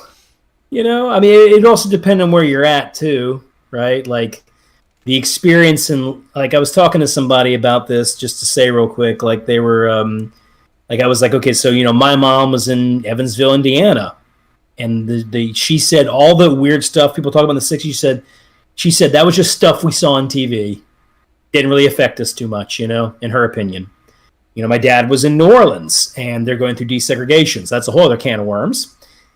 And my friend Matt, when I was talking about that, he said, like, well, his mom was in Los Angeles. So in her mind, the 60s is the shit that was on TV, Yeah. So it just, a lot of it also depended on where you were, which you could even see right now with the social unrest. I mean, Portland has had 100 days of riots, and people have been gunned down over there. It's been pretty bad. And some people would ask me randomly, like even when I was on tours around that time, like, things okay around here? I'm like, yeah, we had peaceful protests. There was a minor scuffle with the cops. Otherwise, quiet and clear, man. No problem here. So Portland is not New Orleans. There we go, right? Yeah. And Evansville, Indiana is not Los Angeles in 1968. All right. Bodie Gatling has a comment directly for you. Sean, I'm 20, and you're depressing me with black pills about our country. Feed us a white pill, please.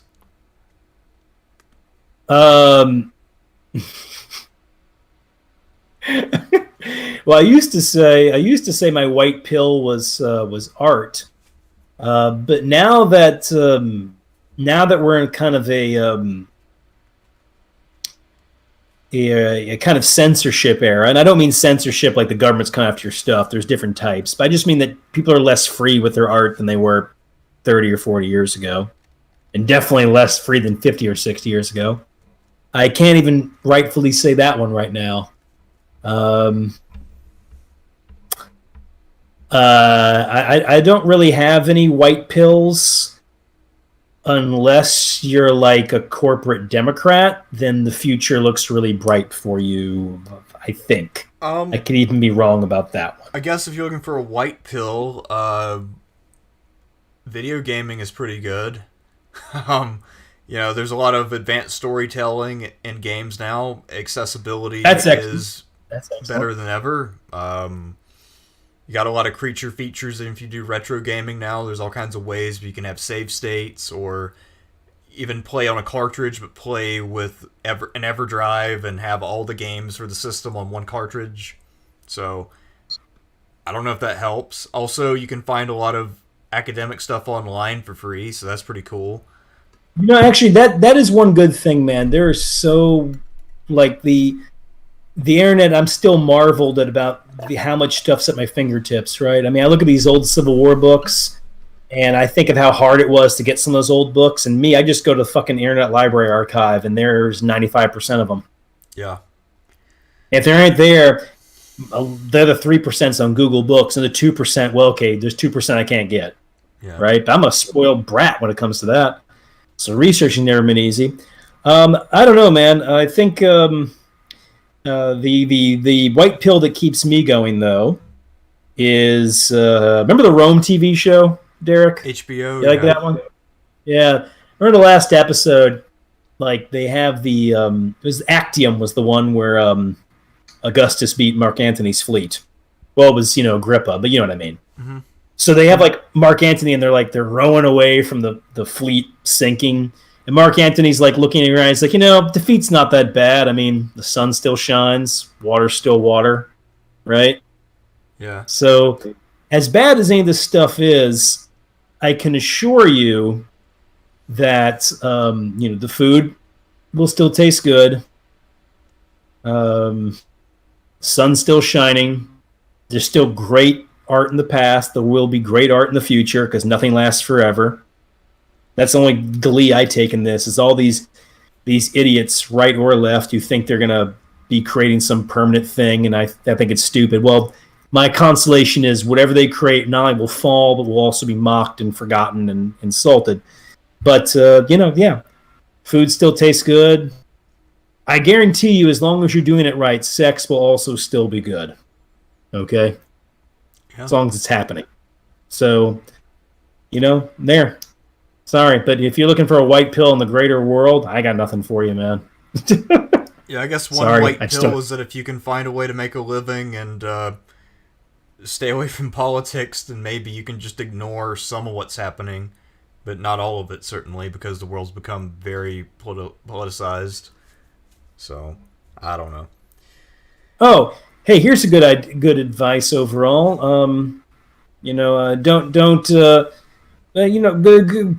Cultivate a lot of friends, and be, as they would say in Bill and Ted, be excellent to each other, because it will mitigate a lot of things in your life.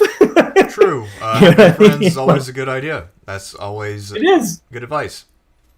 I'm just saying, like people just be like, whatever, I can do this myself, or they're like, I don't need friends, I got video games. Like, no, trust me, go hang out with people, man. As Bill and Ted said, once again, be excellent to each other. The great philosophers Bill and Ted, yes. Hey, the first movie's awesome, man. Yeah.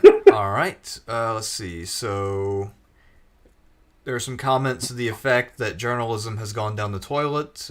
Obviously, I agree with that. Yeah, very much. Very much. Bluebell says, I think asking for Augustus would be an excellent punk band name. I agree. Definitely a good album name for sure, at least, Timothy Timmons asks, hey guys, if a two-party system, quote, has to go, which of the two of you has started a political party, and which of you has campaigned for a Democrat? I've never campaigned for a Democrat. What about you, Derek?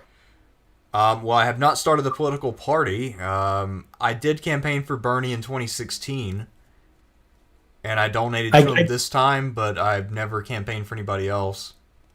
I don't. I Bernie's don't. technically an independent, so I guess I haven't actually campaigned for a registered Democrat.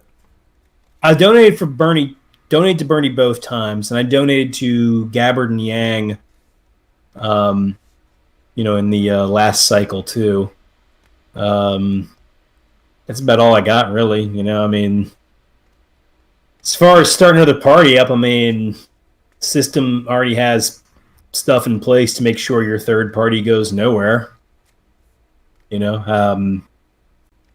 So there you have it. Yeah. All right.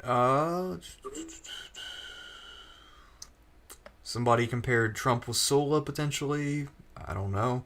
I think using the Roman timeline is pretty difficult. I don't know if we've even had the Grok Eye yet in a meaningful sense. No, we haven't. I don't think we have either in a meaningful sense. Did we ever have like an economic reform put forward that was, from an elite, not like protesting workers, but like elite put it forward, and they were essentially murdered and like tossed in the Potomac or something? And mind you, I don't mean that we don't have a lot to learn from what happened with the Roman Republic, but there's like enough differences to where I wouldn't want to go into it as much, right? Yeah. I don't know. Sula's a much more impressive man than Trump. Yeah, I think so, just a little bit. Don't get me wrong, I don't like Sula. I'm just saying that Sula's like Trump's kind of like buffoonish and can't get much done. Like Sula got shit done. Yeah. Oh, speaking of the issue of tension, Bluebell says, I grew up in Birmingham, Alabama. They put a bomb in my uncle's car. There was tension. Also, along those lines, in the 70s, even in the post-civil rights era, there was a lot of racial tension and some violence in eastern North Carolina. Oh yeah, no, you had the desegregation, not desegregation. You had the busing protests in Massachusetts, of course.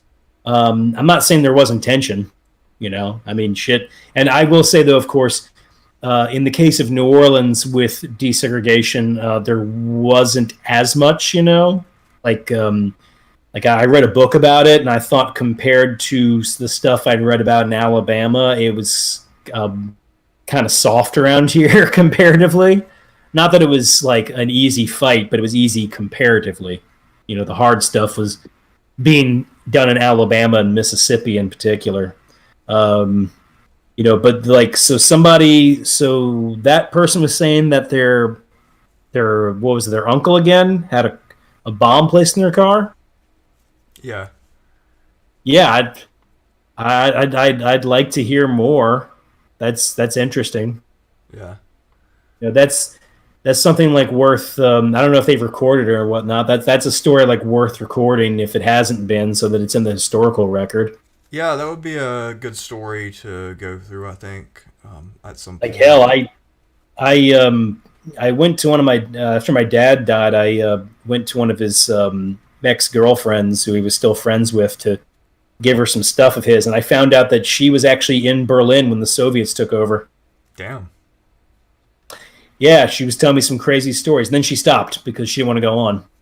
And I was sort of thinking, I was like, I can't press this person, but I was like, I think this should be like recorded somehow, like somewhere, to where like if somebody's writing about the Battle of Berlin in 200 years, they'll run to your story and it will help, add to the because she wasn't going to be able to tell you like which Panzer division was where and which Soviet regiment attacked which building, but she could tell you like a dramatic vignette of that time, talking about like being stuffed in an attic for like 2 to 3 months, for instance. Yeah, she was like, when she was a little girl, she essentially lived in an attic for a few months because they knew if they came down, the Soviets might do God knows what, right? Yeah. She also told me about the SS executing Germans around them before the Soviets took the place over as well. But anyway. Yeah. Levant E says the future looks bright for corporate Democrats. I'll sleep easier tonight knowing that. Thanks, Sean. Look, man, it's like, you ever watch They Live? You just gotta join the winning team, I thought you guys knew about it, man. I thought you guys were with it. They got it all figured out down here. If only there was a fucking satellite dish on top of a shitty TV station we could shoot, right, man? Yeah, exactly. Like, these boys are very well organized. I know we're not supposed to play with these watches, but they're just so cool. Yeah. I got the joke. It's like, ever notice how those fancy watches? Well, guess what? It's a two-way radio. Yeah. God, movie's so fucking Marxist. I love it. No, it's the best Marxist action sci-fi movie ever made. Also the only one, but still the best. Yeah, fuck yeah, man. No, They Live. Great movie, man. Have you ever played Europa Universalis, Sean? No, but I know about it. Really impressive looking, I have not played it either, although one of my friends showed it to me one time and he was talking about how they got all of the names right, even for super obscure Central Asian rulers. So, the people who made it did their homework, at least on the sort of surface details, for sure. No, you can tell, like, the little I've played of it, and I say little because, video games they take up so much time. I get this thing where I'm like, every once in a while, I'm like, I'll play a video game for a few days, but then I'll be like, oh man, I gotta do something like, productive, I guess. But I do respect video games a lot. They're immersive and everything. And that one, when I played around with it, I was like, wow, this is a labor of love, Yeah. All right, let's see. Last question of the evening.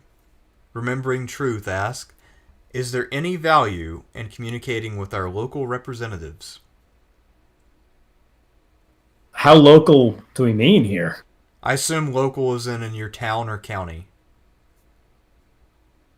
What do you think, man? I guess it depends on what you're trying to accomplish. If you want to see a pothole filled, then yeah, that'd be the person to talk to, and you might actually get a response. There might be other people making the complaint, and maybe your complaint will create some critical mass on that. I don't know. Well, here's my take on it. In New Orleans, no, they don't care. If you want to get anything done, you've got to form like a kind of pressure group, if you will, that has a voting block behind it. And even then, who knows what you can get done. You mentioned potholes. This city's notorious for potholes. We have like the worst streets in America for a major city. And I don't know if they're doing it right now, but at least about 2 years ago, one of the ways they were filling the potholes weren't being filled. So one of the ways they would fill them is people would draw dicks in the potholes. Okay. And once people saw like penis graffiti, the potholes got filled. That particular pothole, at least. Okay. You know. Nice. So yeah, that's a way that you can get things done. But yeah, if you just run up to somebody as a single atomized voter and say, "Do this," it's like they don't give a shit. Yeah. You need to be in a group. You know, the union makes us strong. There's safety in numbers and strength in numbers. So I think if you can do something like that somehow, you can have an effect. I mean, that's one of the reasons why local politicians try to, you know, say like, you know, you get friends with certain preachers, you know, unions, if you will. NGOs, just that kind of stuff, right? So, yeah, I mean, you can pressure people for sure. You just got to have an organization behind it, really. And hopefully you don't talk about anything too economic. That way you can get some money from people. Yeah. Especially if you like go ahead. Especially if you throw the right political slogan on it, then corporations, to make themselves look good, will start pouring money in your pockets. Yeah. So I guess final question by Hodor. So who won? Well, basically Biden won the debate, but the question is whether it matters or not, and we'll have to wait and see what the polls say. So yeah. All right. I guess I'll have to say. Hey, great hearing from Hodor. You know, we'll see what happens in the books, Hodor. Hodor. Yeah. All right. It's been good. I'm actually surprised we're able to keep over 30 people consistently for a long period of time, given that this particular channel has less than 400 subs. And especially because we never announced this. We just put it on. Yeah, I wasn't even planning on it till like 20 minutes before it happened, really. You know, I thought I would just record maybe 10 minutes of stuff and upload it and move on, but here we are. I'm just staying home, hanging out with friends, you know. Sorry to have any white pills, by the way, beyond like, you know, personal life stuff. I mean, you know, just don't. Sorry. Yeah, when initially we started talking on Discord earlier, and I heard a woman's voice, I was kind of confused. I'm like, man, what's going on there? Does Sean have extra in studio guest? Oh, man. No, it was just Ashley. She came to watch the debate, you know. I did want to ask you, since you're here right now, what do you want to do for Sunday? Sunday Fun Day. Shit. I don't know. I guess we could do the war movie thing, although you said like if each one of us produces 5 movies, that might be enough. Yeah, I think 5 or 10, really. Maybe like your 5 favorites and maybe an honorable mention or something. Okay. Like that. Or like, you know, like, or you could you could talk about ones that you feel like don't get enough respect. So like talking about a Full Metal Jacket for the umpteenth time is, you know, right? Yeah. But at the same time, that person mentioned the 60s thing about, you know, my thing being inaccurate for the amount of time given, which I do agree with. It's only so much time I can go over it. I guess I was I'm thinking I'm overcompensating for the fact that our view of the 60s is colored by the shit they put on TV. True. You know? But that being said, you know, that could be an interesting one. But if you want to do the war movies one, I'm down. Okay. I think we could do the war movie thing. I'll just have to put together my list and think about that. Okay. One spoiler, I will definitely be talking about A Bridge Too Far because I saw it recently, so that will be one of mine. I'm claiming it now. Let me ask you real quick. How did it work? Did it work for you or no? Yes, I think so. Okay. I got a friend around here. He works at the Civil War Museum, and he's a really big fan of Bridge Too Far. I've never been able to get into it, but I don't think it's terrible. But I've never been able to get into it. Yeah. Yeah, but I was just curious. That's all. I think this is the first time we've ever done planning on a live stream.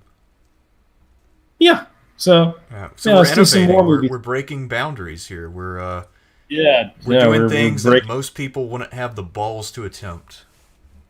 Do they have balls of steel, Derek? Apparently not. Apparently No, not. apparently not, man. It's a Duke Nukem reference, just so you know. All right, balls of steel. Okay. I've got balls of steel. God, that was so. Oh God, I'm with that, man.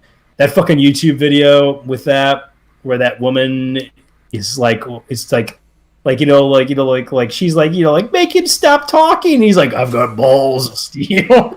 Yeah, I think it's amazing she never noticed that the guy only had 3 or 4 things he kept saying, and it never occurred to her that maybe something's going on and this isn't a real person, or that the person is just fucking with her. It just never occurred to her. God, it was so funny. She's like, ball, ball, ball, ball, ball. Then she talked, I've got balls of steel. Yeah, I know. Balls of steel. I'm gonna rip off your head and shit down your neck. It's like, and you're mentioning that thing about the modern war thing. Like, you can't do that kind of stuff. I'm like, yeah, I get it, but come on, man, that shit's part of the fun. I know. I mean, so the thing is, now people have to be a little bit more polite. When I do sometimes go on and try to play Call of Duty, I mean, I get my ass kicked because I don't play that much. I have a life, and so I'm not as good as the people who play a lot. And then sometimes I'll get angry messages like, "Man, you fucking suck." The thing is, unless they have a keyboard to their Xbox, they actually have to take the time to go and manually cycle through all the letters on the keyboard that comes up on the screen. They probably have to spend 5 minutes sending me a message telling me I suck, because that's the only way they can communicate. I'm like, okay. I gotta say, I'm impressed then, man. They took the time out to tell you how much you suck. Yeah. So anyway, one thing I like to do in those, when I know that I'll be terrible and I know one of my teammates isn't a dick, is I will just start shooting my own guys. And you know what? At least that way I can improve my kill ratio a bit, because I'm doing pretty well when I maintain a 1-to-2 kill ratio. I'm not that good at Call of Duty. I also think maybe I don't have the best connection. I don't know. Then again, my reaction time's kind of ass, and I don't have very good hands, so maybe that's what it is.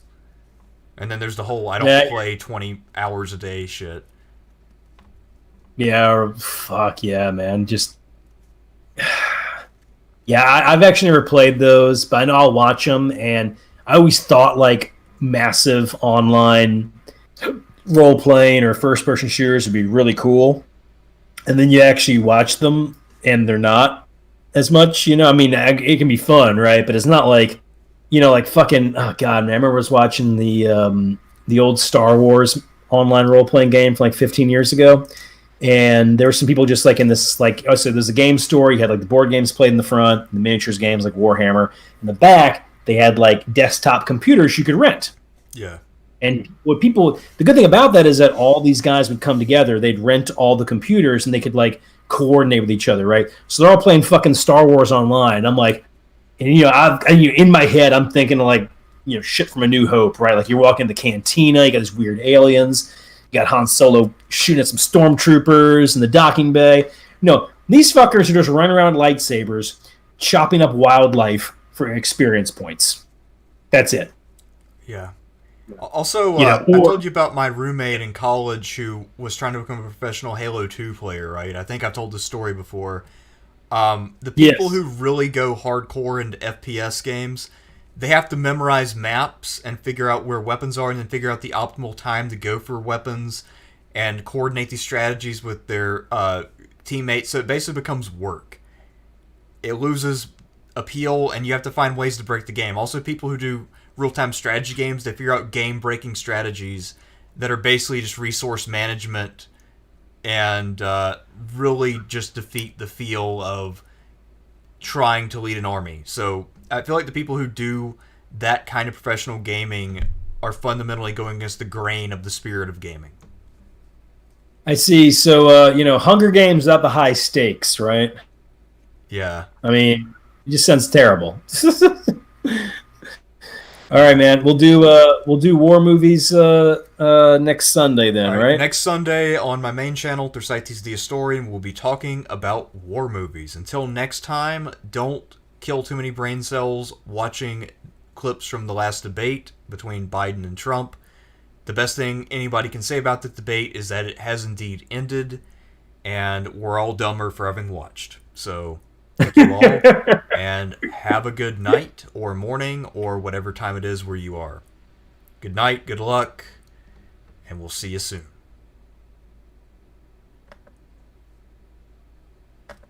All right.